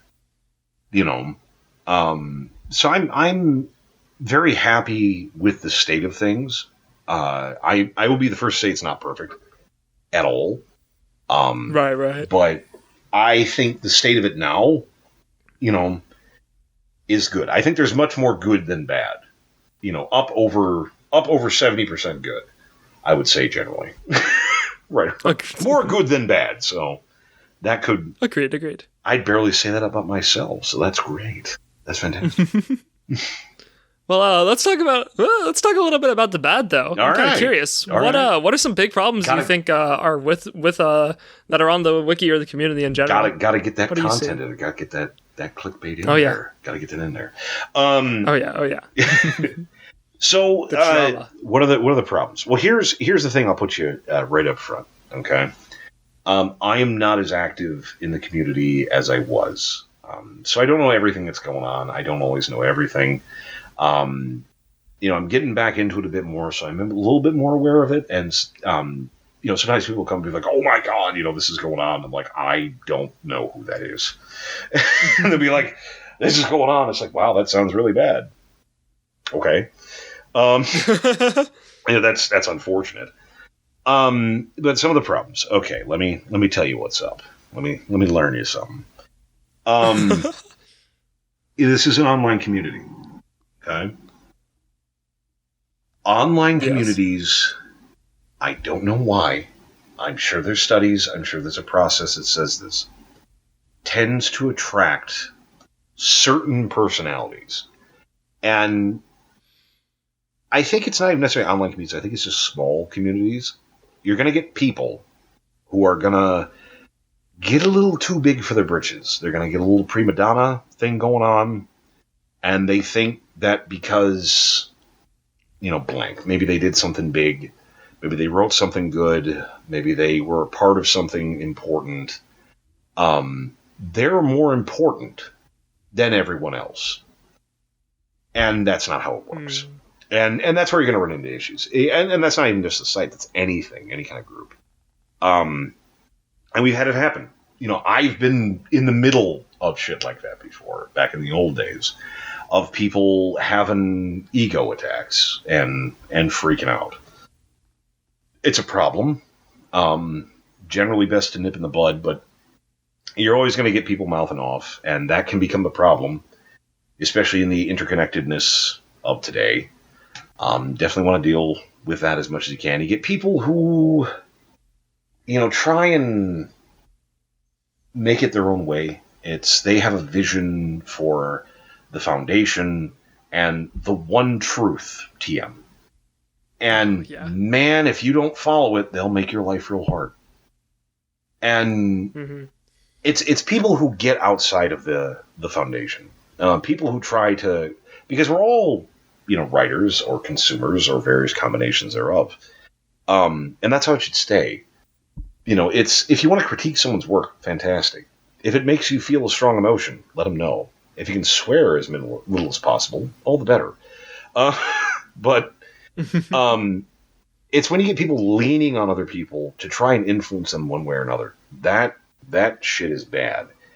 And when you get the same thing, where people trying to drum up votes or feedback or perception for something that doesn't deserve it. I feel, tell people like, hey, I wrote this, come check it out. Hey, come look at this. Can you look at this? And if they like it or they don't, fantastic. And that should be the end of it. That should be the absolute end of it. It is a problem. You get people, chasing votes. You get people getting up stuff. It's...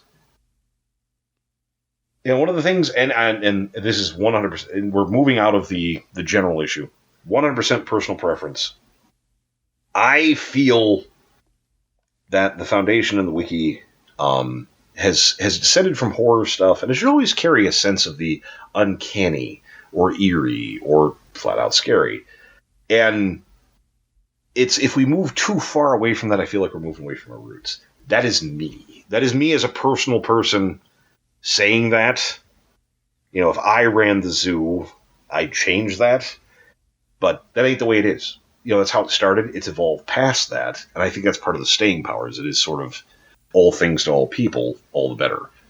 But that's, you know, some of my groups. Interesting. Okay. And how do you feel about the rating system? This is something I like to ask authors. It's an interesting topic. Yeah. Okay, the rating system. It's simple. Blah, blah, blah, blah, whatever. Don't care. Here's a trick. I like watching number get bigger. I do. No, everybody does. Everybody does. Oh, yeah. Anyone who's ever played an RPG ever, number get bigger. It's good. Everything you like your big number. Everything from Final Fantasy to Dark Souls or whatever, number get bigger. Good. You know, it's good. Yeah. I love seeing that. And see people that like it. I mean, I tell you what, you're sitting there and you watch that number and you hit refresh about 40 times, like waiting for a microwave to finish. And then you see you get a downvote. It's like, well, I'm going to go shoot myself. You know? It's like negative one. It's like, well, I guess I'll die. You know, just... That has been me with my article since it's been published. Even during this interview, I'm still refreshing on it. And that's fine. You just do that. That's how you do. And you just sit there. Oh, Dr. Garris, I'm a part of the problem. No. You know, there it is. No, there it is. There it is. I tried to warn you. But no, and that's what you do. You sit there and it's just like, well, shit. You know. The issue is it's very easy to get caught up in that shit. It's very easy to go, man, I'm going to write this and everyone's going to love it. And I'm going to get so many upvotes and so many good comments. Not that it's a good story. You know, not that you're trying to say, maybe it is, maybe it's not. But you just want that praise and that feedback. And that's a real easy trap to get into. Mm-hmm. You know, some of the best writers and authors in the world wrote because they liked to, with no real expectation. Case in point, Lovecraft, one of the big boys, wrote because he liked to write and died penniless. And because of that, because he was so prolific and so focused on this and unconcerned with the general process, a genre of horror is named after him. You know, right? It's nature of the beast. The voting system is good for what it is. Also, I would say the majority of the major problems that the site has had, especially as far as like community stuff goes, are directly related to that voting module. Period. Really? I would say the majority. I would say the vast majority of people hunting votes, bitching about it, whining, currying people up, threatening, doing shit to try and make number get bigger. Or oh my gosh, yeah, now that you say it, I could think of like 20 things or already. Make someone else's number get smaller for whatever reason. Ugh. I would say the majority of the problems are directly related to that. Now, if I ran the zoo, and yes, I was the administrator, I'm saying if I went full tyrant mode, y'all get behind. Brief aside, that almost happened, by the by. And a lot of people don't know that, and I want everybody to understand that. Back when we first moved to Wikidot and we really started getting people together, we realized there were a bunch of people coming in. And me and a bunch of the other big authors, maybe 20 people, sat down and said, should we lock the wiki? Should we lock the wiki and only let ourselves and a handful of approved people publish? Or should we leave it open for everybody to come in? And we decided to leave it open. This could have been a very, very, very different wiki. But a bunch of guys sat down. And that's why I occasionally sort of chafe at sort of the review process. And that's needed, you know, to make sure you're getting good quality in. It's a lot bigger. Things have changed. But remember, you know, when you do get up on the high horse a little bit, you know, me and a handful of other guys said, no, we need to make sure, you know, that this is open and people are able to get in. I would say they largely still are. But for a bit there, you know, we were right on the cusp of locking that shit down. And it would have been a clearinghouse for maybe 20, 30 authors for a couple of years. So give that a thought. But no, if I went full tyrant, I would rip out that voting module and remove it. Period. Every article, everything. Fuck it. Gone. And wouldn't blame you, honestly. Would it raise hell? Oh my god, yeah. That would be oh my lord, yes. That would be awful. God, and you'd kind of have to have something so you could kind of monitor in the background or something. And it would just come down to reviewing a lot of stuff, which would be really, really hard. But I would say the vast majority of the problems are directly related to that fucking voting module. And if it was gone, they wouldn't be there. The issue being is there's a lot of problems that if you just remove the thing, it will deal with the problem. It's not a good idea. It's like I don't like mosquitoes. If I could, I would remove them all. That would become really problematic really fast, but it would deal with my problem. But I would say with the voting system, it works for what it is, but I think you get too many people clout chasing, and just get spun up on that shit and make number go bigger, make bad people number go smaller, and just lose the fucking plot. Lose the fucking plot. And, it's good for what it is, but that's all it is. It's just a number, right. Vague indication. So, there you have it. You can't let it be the reason you're right. No, you really, really can't. Because if you're just doing it for praise, you're going to end up like Stephen King. That's no good. I have a ton of Stephen King. I loved him growing up and stuff. But as things have gone on, if you can sneeze in your sleeve and send it to your publisher and make the New York Times bestseller list, problems are going to come up. Your quality is not going to stay up there. If you can kind of work the system and make the numbers get bigger, and you have a real strong cheering section, and no matter what you put up there, it's going to be voted good, it's going to fuck up your writing style. So, there you have it.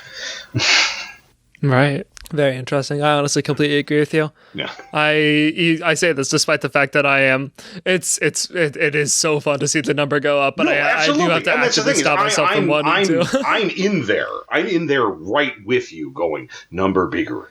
Like, good. I put the module on everything that I publish just like everything else. But man, if it didn't, I'd be like, wow, that sucks. Right. I mean, it's just a basic human wish, to see things get better, see number. Somebody just upvoted my art. Oh my god! Oh my god! Back from the beginning, it's like I have a bigger pile of smooth rocks than you do. Exactly. That is good. It's just a basic wish for superiority. Yeah, of any aspect. Messes everything. And in the same way that anything, when you rank anything, you're going to get people disparity and problems with that. I think that's one of the things. It is the original sin of the wiki to a certain extent. So it's always there, but it's not good. Mm-hmm. But to backpedal just a little bit, I can't believe I didn't ask about this. No. I honestly just slipped my mind somehow. But tell me about your time as D administrator. What happened there? So about that. Nepotism ahoy. So if it's not something you want to talk about, that's okay. No, it's fine. No, it's absolutely fine. It was the administrator come in, who was Fritz Willy, apparently, which was really weird because I had no idea, at all. And apparently he had told people at one point, and I just, man, if he told me, I don't remember. But regardless, he had sat for a while. But what had happened was we needed access to certain aspects of the site that had to be overseen by the administrator, and he wasn't there. So they appealed to Wikidot, and they said, hey, I was one of the older active authors. That's weird to say now. I had written a lot of stuff, and people had a lot of stuff with it. They said, hey, would you want to be the administrator? I said, I will level with you. I have no idea what the fuck I'm doing. So I've never run a forum. I've never run a community. I just write stuff. They're like, no, it'll be fine. You just kind of have to manage things from time to time. It's like, okay, I'll give it a shot. So they made me the administrator, and I did nothing. It's really bad. I helped kind of set things up and kind of arrange things, especially the initial bits. But I just didn't do anything. I was just kind of around. It's terrible to say. I hate to say that, but there it is. I mean, it could have been a lot worse. You could have done bad things. I could have done bad things. Ultimately, I just didn't do anything, and to a certain extent, that's like what I needed to do. Just don't fuck with it. And sometimes it's not broken. And don't sometimes that's what you need in a leader. Just don't fuck with it. It's good. Mm-hmm. and that was sort of the rallying cry of my tenure. And I'd kind of gotten away from it and stuff. And I kind of go through periods of sort of dormancy and come back around and such. And I guess I'm going through an active period now. Hopefully it'll last, but regardless. As at one point they came, some of the guys from the site came and said, hey, we need access to the site. We need, to kind of pull you off of administrator. Could you sort of hand it over? It's like, yeah, sure. I don't have any problem with that. And sort of passed off from my hands. I was a good placeholder. I guess, but I really didn't do anything with it. I remember one of the first things I did was I think I deleted the forum by accident. Like I deleted the link to, like the way it's structured. There's like one little piece that makes the forum go, and if you delete it, the forum vanishes. And I deleted. I know of at least 6 other people who have down through the years. Like, oh shit, what did I do? And it's still there. You just can't see it. I'm just like, oh my god, what did I do? It's like scrambling to try and throw it back on. It's like, no, it's fine. Like a grandma who deletes the internet browser. Oh my god, it really was like, oh my god. Well, we're dead now. Now we're all going to die. That's a problem. It really was. It was like, oh my god, I don't know what's going on. But no, largely I just kind of sat and was sort of the final authority for a few things, a few conflicts here and there, but generally just didn't fuck with shit. And then it eventually passed on to I hope more capable hands who actually had like run a forum and know how to do things would be my hope. But no, that was I enjoyed it, and it was I was always kind of conscious that it was more of an honor than like anyone actually expected me to do well. At least I think. I hope that's what people believed. It's like, you're, this big author, we're going to give it over to you. It's like, awesome. That's cool. Please, don't expect me to do it. But so I enjoyed it. I don't think I did much. I didn't fuck anything up real bad. So I got that to say for myself. Yeah, fair enough. I mean, you did what you needed to, really. Yeah, sometimes all a leader needs to be is just a strong figurehead. Yeah, and especially at the time, it was sort of a different beast. We don't have like, media arms and different divisions and all this kind of stuff. It was a little bit easier to keep things running at that point. So anyway, much less responsibility. Yeah. Okay, I think with that we can go ahead and move on to the sort of last section of the timeline, the future. Few change. Okay, well, yeah. What are your plans? What are you doing? What's going on over there? I'm sitting in the closet talking to you right now. But one of my plans, what I've been doing right now, well, I got 4 kids. Don't know what to tell you. 2 of which have pretty severe autism, which is a challenge. So I'm a stay-at-home dad. My wife works in a morgue. She cuts up dead people for a major university. There's no better way to put it. On her little lanyard, she's got a little coffin pin with a banner that goes around that says "Last Responder." So, last responder. Well, she went to school. She went in and trained to be an EMT firefighter, and then she was a medical unit at something else, and then she's there. I'm like, you're just progressively dealing with easier patients. But no, she does that. She's enjoying it. It's tough, but so when I can find the time, usually when my wife's working late, and my eldest daughter is usually at school, or working at a recital or seeing her friends or stuff like that, and the kids go to bed. I put on put on some music, kind of get the atmosphere going. All right, and that's generally how I can do it. Sometimes, every so often, it's with a 7-year-old trying to use me as a rocking horse, and it's like that's life. I'm going to try and cobble together this body horror short story with a 7-year-old asking for a biscuit. But here we are. You have to triumph in adversity. No, I'm hoping to write some more. I have been pushing stuff out, more or less. And do I have a moment to gripe? Can I air a brief grievance, as it were? Dropping back to problems with the site, as it were? Like own personal gripe. So one of the things that apparently people didn't know, and I didn't know other people didn't know, I write creepypasta. I write short stories a lot. Like I've written several of them. And up until a very short while ago, that was a tab link on the wiki. And someone, I don't know who, and maybe I do, maybe I purposely forgot, I don't know. Someone or someone's made a decision that the creepypasta site, or the creepypasta collection, quote, wasn't interesting enough, or wasn't getting enough traffic. So they broke the link, and now you have to look for it by tags, which is annoying as shit. That is super annoying. I get it. I understand. I get it. Also, fuck you. I worked hard on that stuff. It is, I get it. I was very polite about everything, but also inside, it's like, I'll be like, okay, I understand. I may not agree with it, but I don't necessarily like it. Meanwhile, in my head, fuck you. It happens. It happens.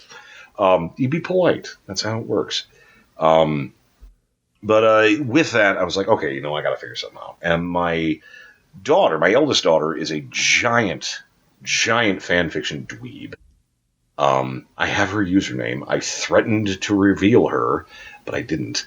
On AO3, Archive of Our Own, which is apparently a really big site. I didn't know that, where she gets her fanfiction fix.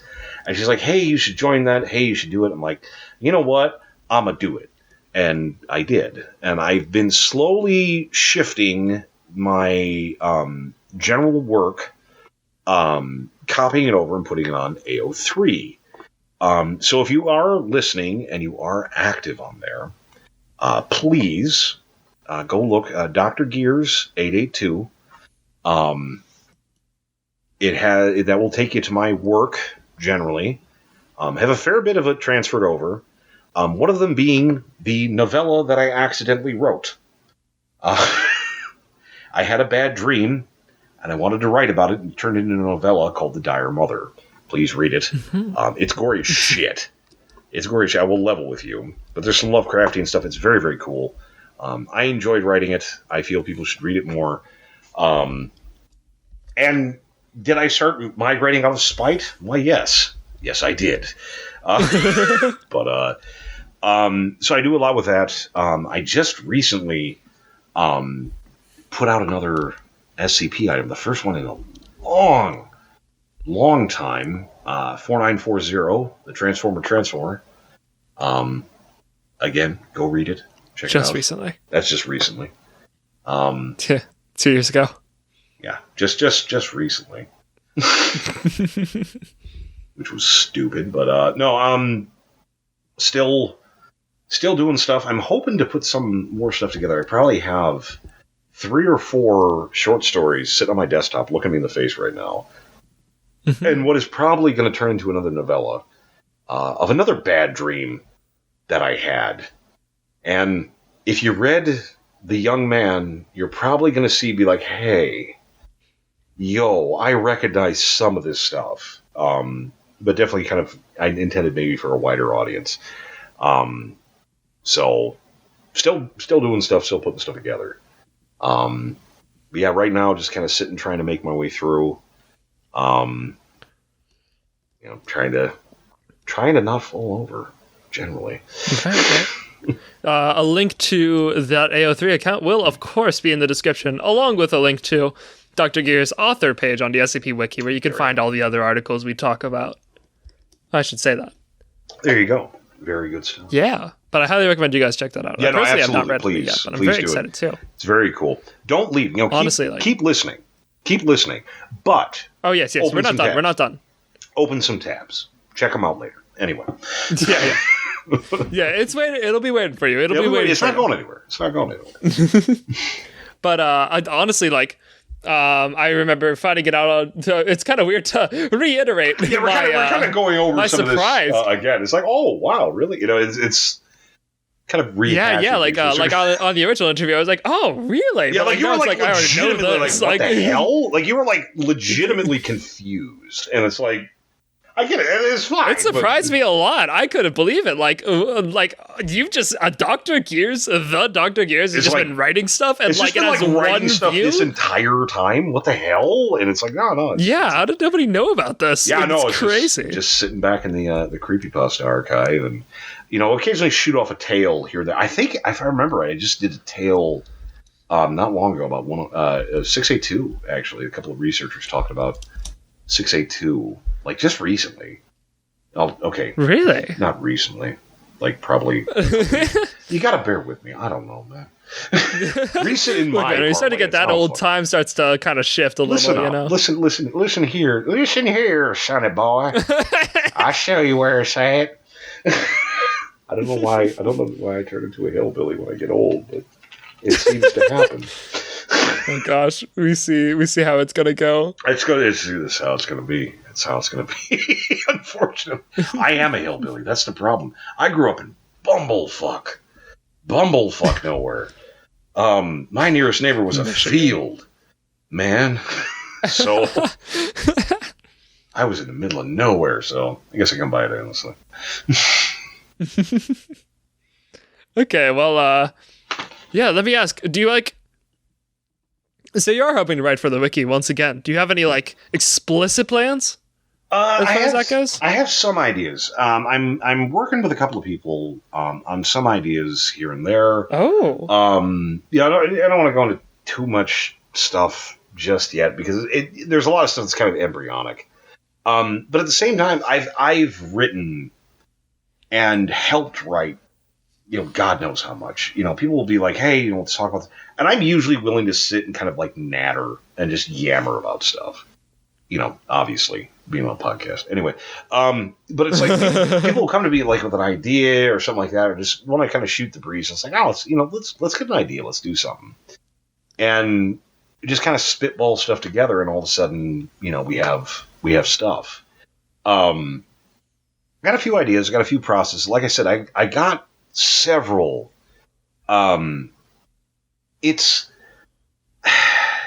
occasionally I wonder, just if I outgrown the wiki. I was like, no, I haven't. It's just there's so much content. There's so much there. It's like I don't want to do something that's just sort of rehashing what's already there. I want to do something that adds and bring something new to the table, bring something new to the discussion, which makes it hard, especially when you have a lot of content already there. But I have a few things. Thousands of articles. Yeah, thousands of articles and tens of thousands of tales and all this kind of stuff. It makes it difficult. That being said, I'm kind of getting over that hurdle to a certain extent. I have a couple of things. I have a mostly complete. I have several stories. A couple that deal with the church, a couple that deal with Marshall Carter and Dark, a couple of ideas, a couple of different processes and such. That may turn into items or something like that. So I have stuff on the percolator off the back burner that I'm hoping to bring around. Nothing I really want to go into because one of the problems down through the years is I get really good ideas and I get really gung ho about them and I present them out. I get people excited and man, I just vanish. and I turn up 5 years later and it's like, dude, that was the Black Queen canon. I didn't mean for that shit to happen. And I biffed off for a while. I came back and be like, wow, look at all this shit. This is great. It's like, holy, what? What the hell happened in here? I was just screwing around. And there's a whole thing now. Which is good ultimately. But it's, I got a lot of ideas. I got a lot of stuff. I don't want to go into too much actual concrete stuff. Mainly because I don't know how it's going to go, and so I don't like accidentally get someone's hopes up. And it's like, you motherfucker, you did this again. I was hurt by you again. I get that. But no, I definitely do have stuff going, and I think I'm gonna, the wiki's my home. The Foundation is my home. Even if, by some fucking miracle, some, dark genie sort of thing, I become some big, important author, I will always put my stuff on the wiki first, even if it doesn't make sense. Unless I'm ashamed of it or I'm using a pen name, then all bets are off. But nevertheless, anything of mine, I'll put on there, for regardless, just because that's what you do. That's home. That's where I put everything. So, yeah. Definitely still, kind of chugging along with stuff. Definitely have some stuff in the works. If you're awesome. Hopefully people notice. Number get bigger, but we'll see. I think a lot of people are going to be very excited to see what you make. I know I am extremely excited. Yeah, I cannot wait. And that is encouraging. Also, if you just by the by, if you hear swallowing sounds, I don't have beer. This is an energy drink that I probably shouldn't be drinking anyway. Just by the by, I don't want anyone to feel uncomfortable. So no. Oh no! You got to keep your throat wet. That's good for podcasting. Gotta keep it lucid, lubricated. That process. But yeah, no, it's again. I'm gonna be around until people kick me out, and then I'll just go. Well, great! I cannot wait to see what you make. I'm seriously super excited for that. I know you've talked about this briefly before, but what about off-site content? Off-site content. AO3, check it out. Dr. Gears 882, check out my stuff, check it out. Off-site content. I have some. There is a little bit floating around. Probably nothing I admit to, honestly. I have. What about plans for future offsite content? I'm hoping to. I'm hoping to. That's when the writing the Dire Mother. I did not intend that to be as long as it did, and I actually fought pretty hard to keep it as short as it ended up being. It probably would have been bigger. And kind of doing that showed me that I can do a little bit longer stuff. So my hope is that, as I move forward and progress, I'm hoping to take some of my stuff that isn't quite... Because the Foundation is great. But again, if you're not in the cosmology, it's sometimes difficult to sort of breach in. So bringing some stuff that may be a little bit more accessible, maybe not exactly connected to the wiki, and seeing, if it'll go somewhere else. See if it'll do something else. See if, what we can do with it. I know I have a series of short stories in the Wanderer's Library called The Book of Error. I don't know if anybody knows that, and I don't think I brought that up last time either. If I think of it. It's sort of a steampunk fantasy setting that I did many, many years ago, and one of my friends, who's a big RPG dweeb, read them and thought it was a really cool setting, and ended up kind of cobbling together a RPG system for like tabletop gaming, like based on that sort of thing. Oh. It's become like a really big deal in my little friend circle. So there's usually some muttering, vague talk of doing something with that. I started work on, again, accidentally, on a sci-fi, science fiction kind of story, something or other, that I'm still kind of plinking away at now and then. So there's a fair bit of stuff. As we move forward, it's probably I'm probably gonna throw stuff up on AO3, and then if it gets published, I guess, I don't know, I'll post a link or be like, dude, I made it into something. I made a thing, and trumpet it around. But ultimately, it just comes around to pushing it out there. I've tried a embarrassing amount of times to try and get my stuff to actual like web magazines or even hardcover magazines, and I've been shot down enough times that the number can drink. I'll say that. Oh. that it's of age. Which is, it's like, all right, it's kind of good. I'm just going to go, cry. Really, really That's hard. rough. It's hard, but again, it's what you have to do. You kind of just have to keep throwing it at the wall until it sticks. So I'm gonna keep doing that, and ultimately, I would be writing the stuff whether I was getting. I'm writing now and I'm not getting paid. I'm not getting anything for it beyond just enjoying it. So I'm just gonna keep doing that. Right. You'll get there eventually. Yeah, and that is one of a brief aside. That's one of the things, and. Again, if you, I don't know how much you know of my personal saga, you, the listener out there, but a couple of years ago I was diagnosed with cancer, kidney cancer. It was actually pretty advanced. They had to take out my left kidney, which sucked really bad. I can imagine. And doing much better now. Need to get into the doctor to get checked out. As my wife was changing jobs, we lost insurance for a little bit, which threw a hiccup in the thing, but still doing okay. But there's a thing that happened. For about probably 3 or 4 years before this happened, I've had writer's block like you would not believe. I just couldn't put anything together. I had a lot of trouble, a bunch of different things, just couldn't get things together. And after the surgery, just hunky-dory. Been having ideas, been having a lot more ease, and it's like, man... is it just, kind of being a bit better, new lease on life sort of thing? Maybe. Is having, a good fist-sized tumor in your body a little disruptive to your, general process? I don't know. I can even sleep on my left side again. It's amazing. But no, it was really, really weird because it was just a few months after my surgery. I was just able to just throw it and jot some stuff down and write again and just didn't have any trouble at all. It's just like, oh, okay. Crazy. So, I guess it's just the reset you need. Yeah, there you go. I mean, all I have to do to get past writing block is lose a kidney. Fuck, that's easy. I got 2 of them.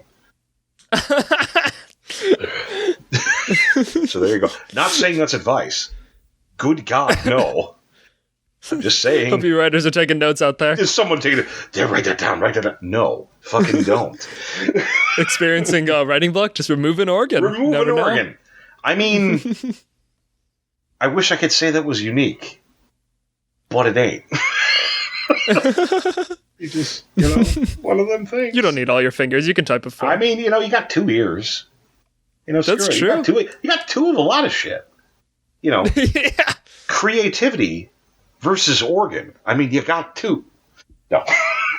We're going to get banned content warning. Jeez. Okay, well, before we wrap things up, yeah.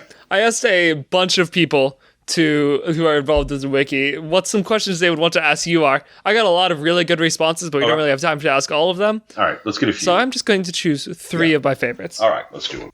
So, okay, Ip wanted me to ask, is there a rewrite of SCP-682 in the works? No. I mean, does one exist? Maybe. I'm unaware of it. Again, I've had a difficult relationship with the 682 in this article since writing it and since the rewrite and everything like that. But at this point, it's like, it's, good or bad, it is what it is. It exists as it exists now. Does a rewrite exist? Maybe. It's got nothing to do with me. I haven't participated, so if it does exist, it's out there. But no, there is not a rewrite in the works, at least not, of my understanding. Would it be interesting to rewrite 682? Maybe. I don't think you could rewrite it and still have it be kind of as iconic as it is, because some of it is, the brevity of it, man, and kind of how short that it is. I would be really tempted to explain a lot more. But no, there's nothing in the works as of yet. Okay, fair enough. Was there another one that you particularly wanted me to ask? Let me see. What got you into writing? I guess that's a generally good question because I kind of touched on it, but not much. Well, I mean, I kind of asked that. Oh, okay, fair, almost fair. Directly. Well, why don't you pick one? You keep shooting my shit down. Why don't you do it? Come on, don't be that way. Shaun, Let what's my your own wife, shit down? goddamn. I was It's the like, only where you wanna one. eat? Well, I don't care where you want to eat. No, goddamn it, I asked you. You tell me where you want to eat. Okay. Here's a question from DJ Cactus. Okay. DJ Cactus wanted me to ask, would you change any of your old articles in any way with the experience you've gained since you wrote them? Oh, God. There's probably a couple. Honestly, like I said, my 001 article, I would fix a fair bit of that. And amusingly, it's not so much the main entries that I would change. It's a lot of times like logs and extra stuff I would tweak a little bit since I've developed. But I've always kind of been of the opinion, like, when I write something, like, that's it. Like, I try not to fuck with it too much, because when you start it's like trying to line up your sideburns. You know, you're gonna goof it up just a little bit each time, then you're bald. And to a certain extent, when I write, I kind of, it kind of just comes out, and then it's there. And I try to leave it alone. But if I had the opportunity to go back and tweak some stuff, I might. I honestly might. But I think with some of them, it's they're so much kind of a part of what it is, and they kind of stand as signposts in my progression to a certain extent. I wouldn't want to tweak them too much. I would go back. What I would do is the articles I've had deleted, because I have some too.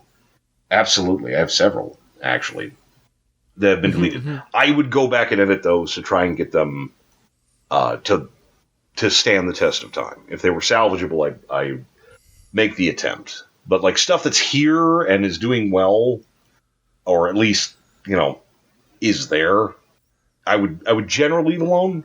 But I would definitely pick the stuff that's been deleted, and some of my more janky side logs and stuff like that. So. Sort of, yes. I would do some, but very specific. Okay, fair enough. Okay, I know you said I was going to ask 3, but there's another one here that I really want to ask. All right, go ahead. I'm going to pronounce this wrong. But Tao McCauley asks, what's your favorite interpretation of Dr. Gears as a character that you didn't write? See, now this is one of the things. This is one of the issues I run into, because, like it or not, I'm kind of a distinctive person in the wiki, and sometimes people make a big deal about my approval or disapproval. So it's very much, who's your favorite kid? It's, I love all of you. And then quietly in the ear, it's like, I love you by a lot. No. But no. It's quietly in the corner. But no, it's Dr. Gears has shown up periodically in other works, which is always so weird to me that happens. I'm gonna kind of, there's a couple I'm, kind of have maybe in mind, but I'm kind of demure off of that, and if that makes anybody upset, too bad. It's on the radio. I don't know what to tell you. But generally speaking, I like seeing Dr. Gears when he's not necessarily a robot. He's just cold. As things has progressed, as his character and the general existence has progressed, he's kind of shifted, at least in my eyes, to kind of become like the avatar of the Foundation. This stony, still functional, still human, but like if it comes down to ordering, a small pile of puppies to be ground into goo so that the rest of reality can exist, that's how it's going to be today. And just this, sort of in the way that the Foundation is sort of this monolithic entity, not really good, not really bad, just is. The same way that Gears is. And I like kind of seeing people when they kind of use him as the standard. He is sort of the yardstick by which people are measured of degrees of crazy, like too extreme or unextreme, or, human or unhuman. It's almost, are you north or south of Dr. Gears? He's sort of the center of the compass to a certain extent. It's like, are you better or worse than him? And just kind of this idea that he's just there. Like, he's this entity that is as much a part of the Foundation as, like, locks and paper reports and ID tags. It's like somewhere, 100%. Somewhere in some grim part of, the facility, regardless of what facility you're at, he's kind of like this presence where it's just like he's there. In the same way that, people just kind of address it. It's almost like weather to a certain extent. He's just something that exists. And I like it when he's kind of treated like that. Like, not overly involved, but also like almost kind of like a side character, sort of referenced here and there. There was 1 second aside. I have to do this. I'm sorry. I don't know if anyone remembers this, but I thought it was funny as shit. We were having a discussion at one point of like various oddball researchers, and this is before things got cleaned up a little bit. And we had a lot of oddball researchers, and like one of the things that was mutually established, if the opportunity presented itself, was like if there was like a montage of walking through with a bunch of researchers, like one of them is just basically like a baby in like a mobile high chair with like general gear, like kind of like tapping away at a laptop. It's like, what the fuck is that? This is, that's Dr. Kinder. He's had troubles and just like keeps moving. Because Kinder means child in like German. Like that was considered the height of comedy. So I have up past that. It was years ago. I don't know if anyone remembers that conversation. I don't think anybody does. But there was like this establishment that Dr. Kinder is canon. And I have been working to try and find some way to work that into a story or a log or something without it being stupid as shit. And it hasn't worked yet. So if someone's out there, if you need a stupid gag, Dr. Kinder is canon. So there it is. I'm sorry.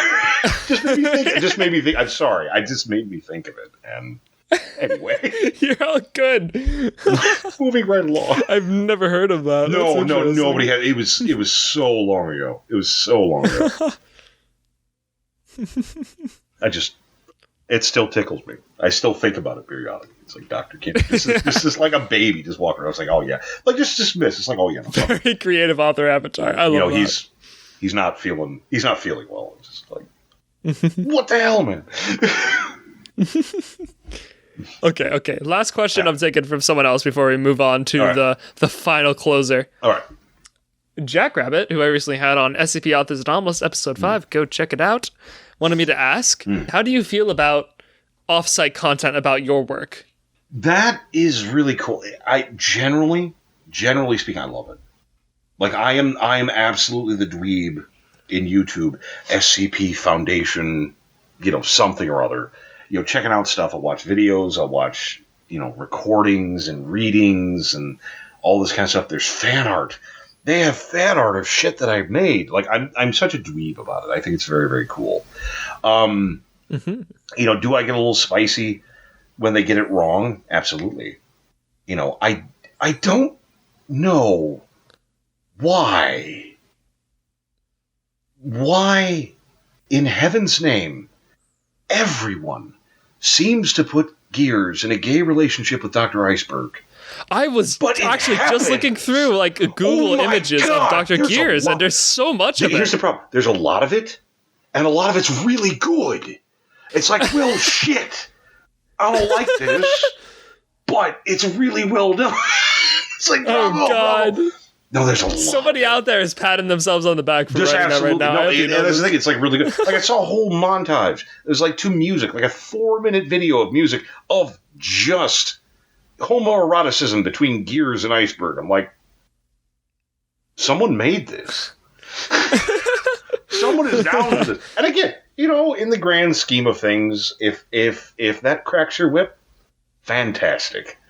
No. No, there's a lot of it. But it's seeing some of the creativity is amazing. Like, what was it? SCP Foundation SCP Animated is a YouTube channel that has a lot of stuff, and there's a couple other ones floating around. A lot of my subscribe queue that have stuff with that, which is very, very cool to see.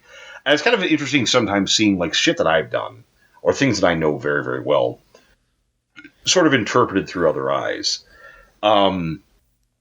But it's seeing just the absolute creativity, seeing, various things that I've written, like, 914 as a spunky anime girl. It's like, that's awesome.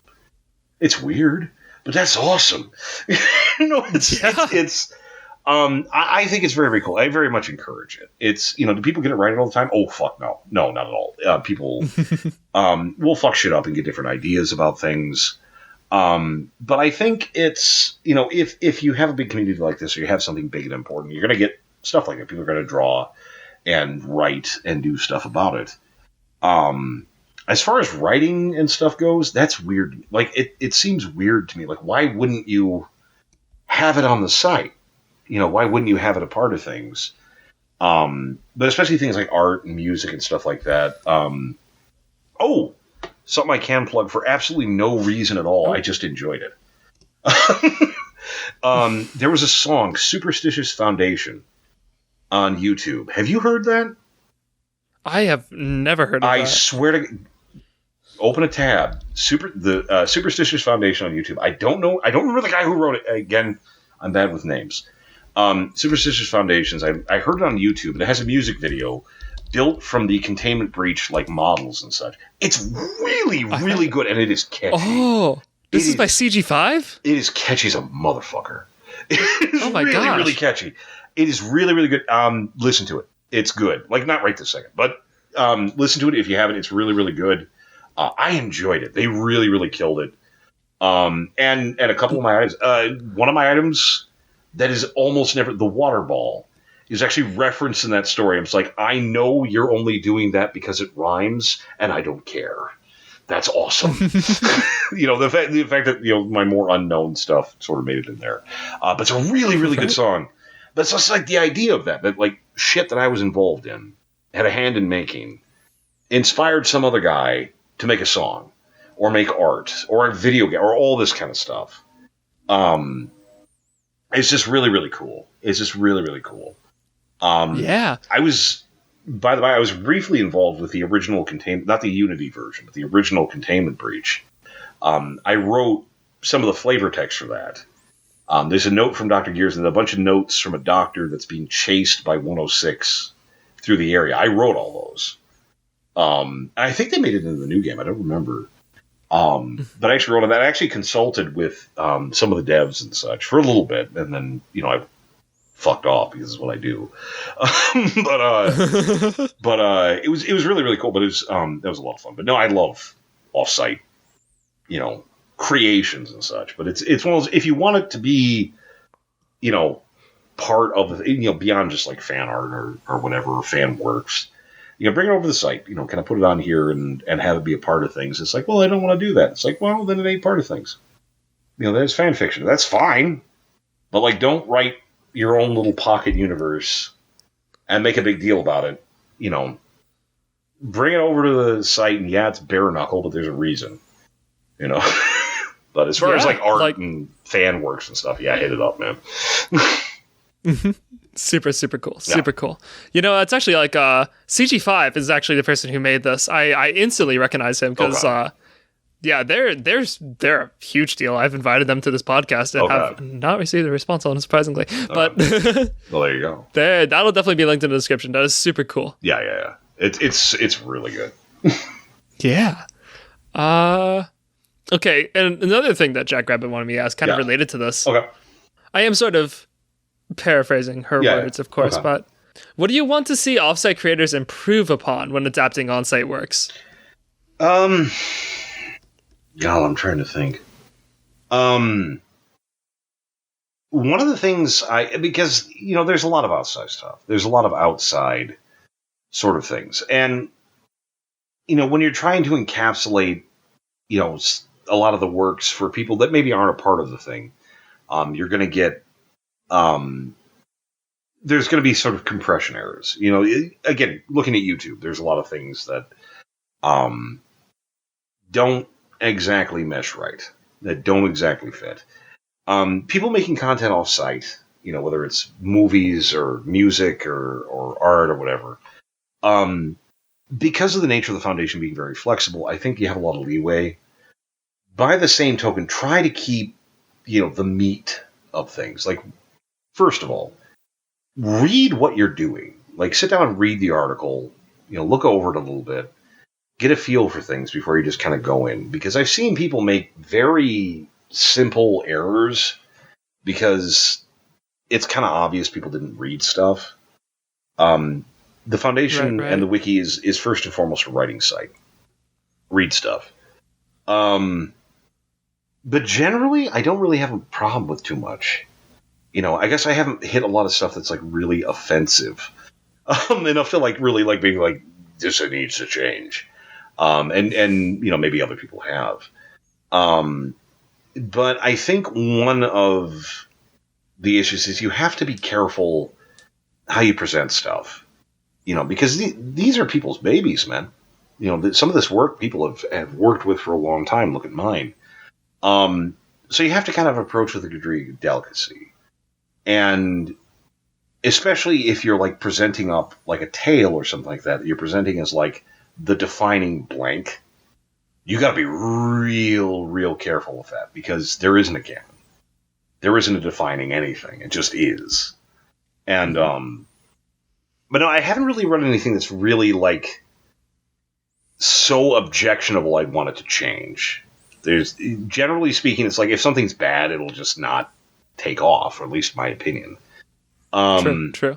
But I would ask that, if you are going to make stuff, read the content, kind of get into stuff and, kind of put it in the spirit that it's written. But most of the outside content that I've seen, sort of up close, is generally pretty great. And I really haven't anything too objectionable. Again, a lot of gay romance with Iceberg. But outside of... I mean, shine on, you crazy diamond. All the better.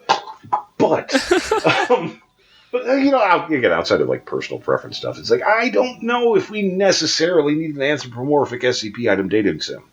It exists. I don't know if we needed it. But, that kind of thing.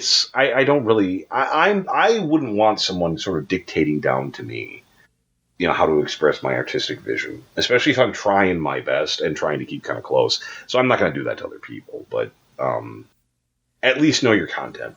At least know your content. And if you're... Do your due diligence. Read the stories, kind of if you're doing like a story thing, like read it. Go over it, make sure you know what you do. The Exploring series, if you've not watched, does a bunch of SCP stuff and generally does very, very well. Very, very, very well researched, very, very well done. They would be a good example of that, and thankfully I can't really think of any really bad examples, but I probably could, but I don't want to be that guy. So. No, that's fair. But nevertheless, I think a lot of people who are listening to this right now, who are at least really active in the outside SCP community, can probably think of one very bad example right now. Yeah, probably that we recently had an issue with. Probably one or two that could probably, go away, but nevertheless. Yeah.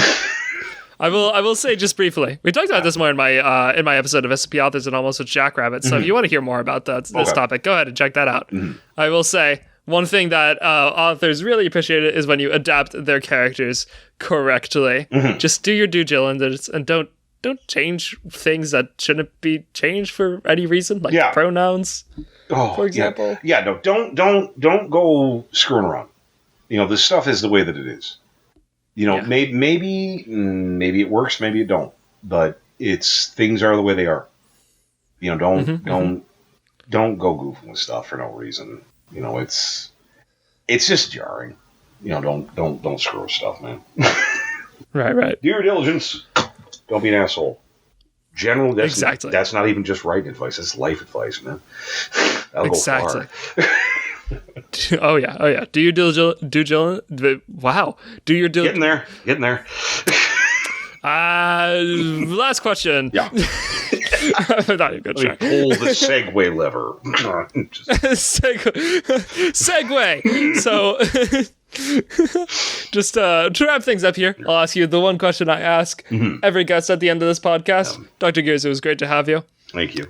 Glad to be here. Absolute pleasure. For sure. Hopefully first of others. I don't know. We'll see See if I have anything to say. Yeah. So. Can't wait to see you for our third interview. There we go. But, all right, let me ask you. Yeah. What is one piece of advice you have for any creators out there? It can be specifically SCP authors, writers in general, or just creative people in general, whatever you want. What is a piece of advice you have? Okay. Last time I answered this, I did really crappy. And I'm probably going to do it not much better, but I'm going to try. Writing's hard, man. True. It is. It seems like, oh, you're just putting words on a page. No, you're not. This is creation. This is life. This is a big deal. Piece of advice that I would stress to anybody. God, follow your voice. Every good author, everyone that's very capable or distinctive has a particular style. Lovecraft is wordy. It's a wordy motherfucker. You get things like that, but you can tell at a glance when people write stuff, and there's a reason for that. Write in the style that flows for you, and if that's some Victorian Gothic style or some straight up Zoomer tech speak, fantastic. It's what works for you, and write what you want. Because there's sort of this perception, I've struggled with it too, to sort of write for a genre or with a goal in mind. Just write because I write what I write. And when I write horror, it's generally shit I'm scared of. I'm a huge fraidy cat. I really, really am. And if I can make other people afraid, it helps. And it's fun. It's one of the things you can visualize is, they say, oh, put yourself in your story. Yeah, do that.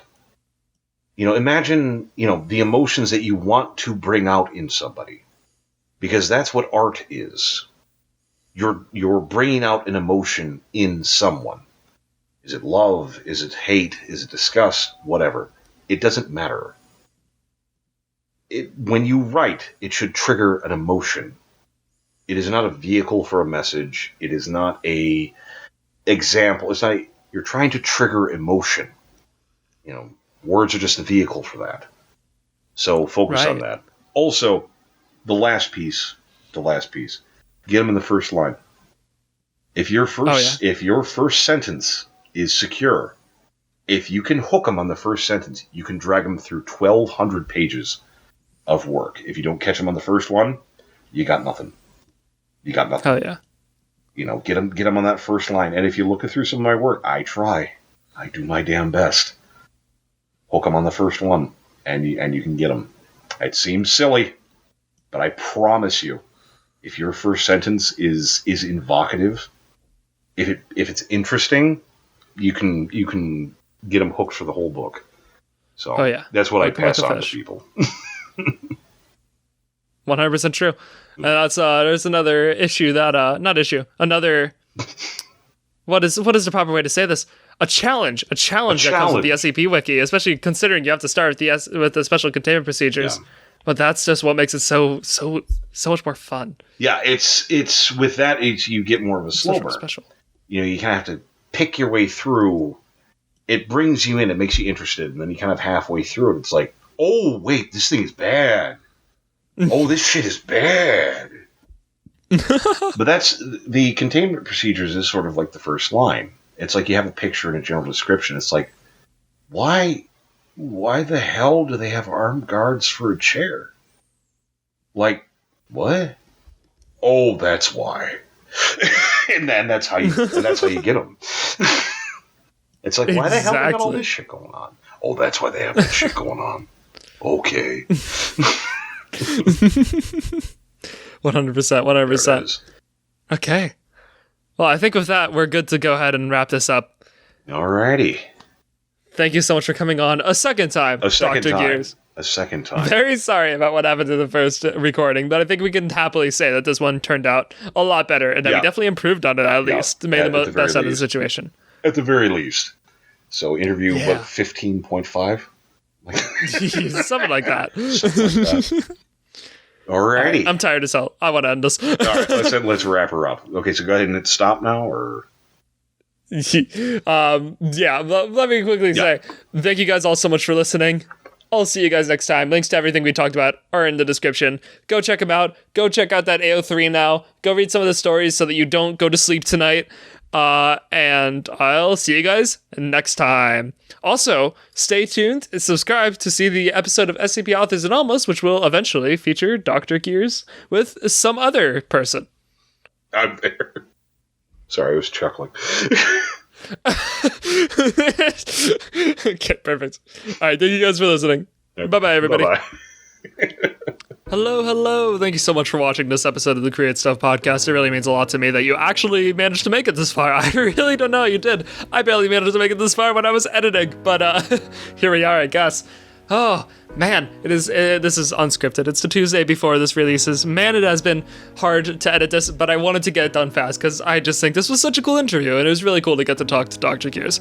Thank you guys all for watching. If you're watching this live on YouTube right now with the premiere, say hi, hello. I'm in chat too, but I'm not actually listening. Hey, don't tell him I said this, but Shaun Saxum, that guy's really falling off, isn't he? Just start making fun of me. Start calling me a loser in the premiere chat, but I won't know why. I won't know why because I'm not actually listening. But anyway, just start calling me a loser. Don't say why you're doing it. But anyway, so how about actual announcement? I said this at the beginning, but I want to get home again. Every Wednesday, there will be a new episode of a podcast coming out. It'll be bi-weekly releases of Create Stuff and SCP Authors Anomalous. This week is Create Stuff. Next week will be SCP Authors Anomalous with White Guard, who did the Interviewing Icons series. I think he actually got brought up at least once in this interview, but we had a really fun episode, and I actually have another person editing that for me, who I'm of course paying to do that. I'm really excited to see what they make. I think they're going to do a great job, but I probably shouldn't say who it is yet, just in case things fall through. Also, about the schedule, I'm going to try really hard to stick to it, but it's going to depend a lot on whether or not I can actually afford to have other editors helping me out, like doing... I think I'm going to keep doing Create Stuff myself, for now at least, but SCP Authors Anomalous, I just don't think I have enough time to make those episodes as good as I honestly want them to be, and I don't want to release stuff that isn't up to my standard of quality. So I've done a few episodes of that where I just released it, I only edited the first 20 minutes and the rest of it is just how it went. I took out the break, maybe, if there was one, but I don't know. I don't really want that to be... I'm okay with that, and at least some people are getting something out of that. And I don't put as much time into SCP Authors Anomalous as I do Create Stuff, just because Create Stuff is my main passion, and I think it would burn me out really fast if I treated them both with the same level of effort and priority. But I also don't want it to be just a bad, poorly edited podcast I don't put effort into, because then what's even the point of making it? But yeah, so I think for that, I do want another editor working on that. I have someone working on the next episode, but I don't know if that's going to be permanent. And honestly, I feel like if I want to have an editor permanently working on SCP Authors Anomalous, I probably need to pay them more. And I'm a college student without a lot of money, unfortunately. So yeah. That brings me to the Patreon that I have. Link is in the description. If you can, just donate even $1 a month, even if you make a one-time donation of $1. That seriously helps me so much, you have no idea. This podcast takes a lot of money to run. The RSS feed that this is hosted on, I can't remember exactly how much it costs, but it's around $10. $10 a month I have to pay to keep this podcast running. Please consider donating. It really helps me so much.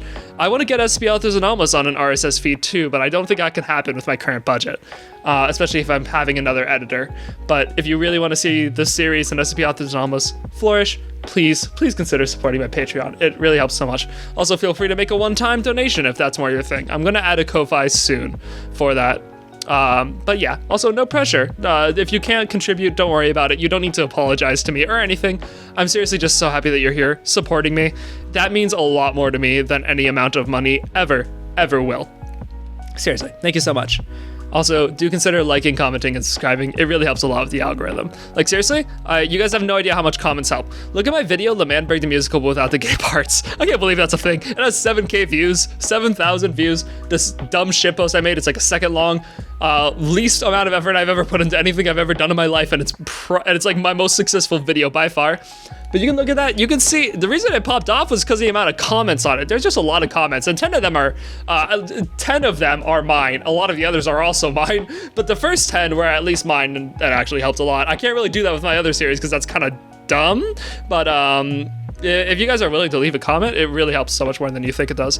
Also, if you're watching this on Apple Podcasts or Spotify, or listening to it, I guess, watching isn't a correct term, consider leaving me a rating, or giving me a follow.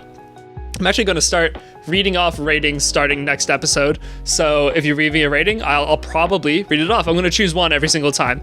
So yeah, do consider leaving one. If you want to, you can ask a question in it and I'll probably answer it. It'll be fun. It'll be a fun little thing. Also, I have a Twitter for Create Stuff now, an official Create Stuff Twitter. Link is in the description. Please go check that out. I post updates and talk about who's coming on the podcast next. You can get some sneak peeks at who's up in the lineup and all that fun stuff. It's fun. It's fun. I highly recommend it. You should also follow me on Twitter, my main account, Shaun at Saxum. And also the Create Stuff one is at what is it? Hold on. At Create Stuff Cast, at CreateStuffCast. Go follow that on Twitter. It's worth your time. I promise. I post things. They're cool. It's cool. Please. Anyways, here are some cool things from other people that I think are cool. Real quick. Okay, so look, I know in the other SCP episodes I've mentioned some of the podcasts, but seriously, I listened to Foundation After Midnight and Find Us Alive. Those are the first two. And God, they're so good. They're so well made, so well put together. Seriously, go check them out. Go check them out. Foundation After Midnight, Find Us Alive. Both incredible podcasts, incredible like storytelling, really, really well done. Great audio work. It's great. It's very, very good. And also, third thing, SCP Sideshow by Jackrabbit and Necrokitten, also known as Nikki, also known as Dr. Cerise, is coming very soon in April. This is the first SCP TV show ever, and they announced it on my podcast, SCP Authors and Almost, episode 5. You should go check that out. And it's seriously so cool. Seriously, that is like just so insanely neat. I'm going to leave a link in the description to their Twitters where you can find out more information about that and see reveals and such. But man, that's not something you want to miss. It's going to be so cool. I literally cannot wait to see it. And with that said, thank you so much for listening to this episode of the Create Stuff Podcast, and I will see you guys next Wednesday for SCP Authors and Almost episode 6. And if you're not planning to attend that, then I'll see you the Wednesday afterwards for episode 16 of the Create Stuff Podcast. I should really remember these things by now. For that one, I can tell you guys. I can tell you, you're here. You made it this far. The next guest is Oliver Buckland, the main composer for ENA, or ENA, as it's more well known. They make some really interesting music, and I really wanted to talk to them about it. They agreed to come on, and we had an awesome, super interesting chat. Really got some interesting questions out there. Really had some thinking to do between us. In fact, we even came upon some questions that were just too big for us to talk about in that episode. So we decided we're going to do an extra episode with some other musicians to discuss them. Stuff about genres like internet core and weird core and what this all means, and just the internet in general. It'll be fun. I'm really looking forward to recording that. But yeah, thank you guys all so much for listening, and I will see you guys next time. Bye-bye, everybody. Oh, also, the music I use is Hot Tea in the Morning by Cosmo Remixers. It's a really good track. They gave me permission to use it, and I love it so much. It's like almost a theme song of the Create Stuff Podcast at this point. Please go check it out. Link is in the description. Cosmo is an incredible remixer. Okay, bye for real this time.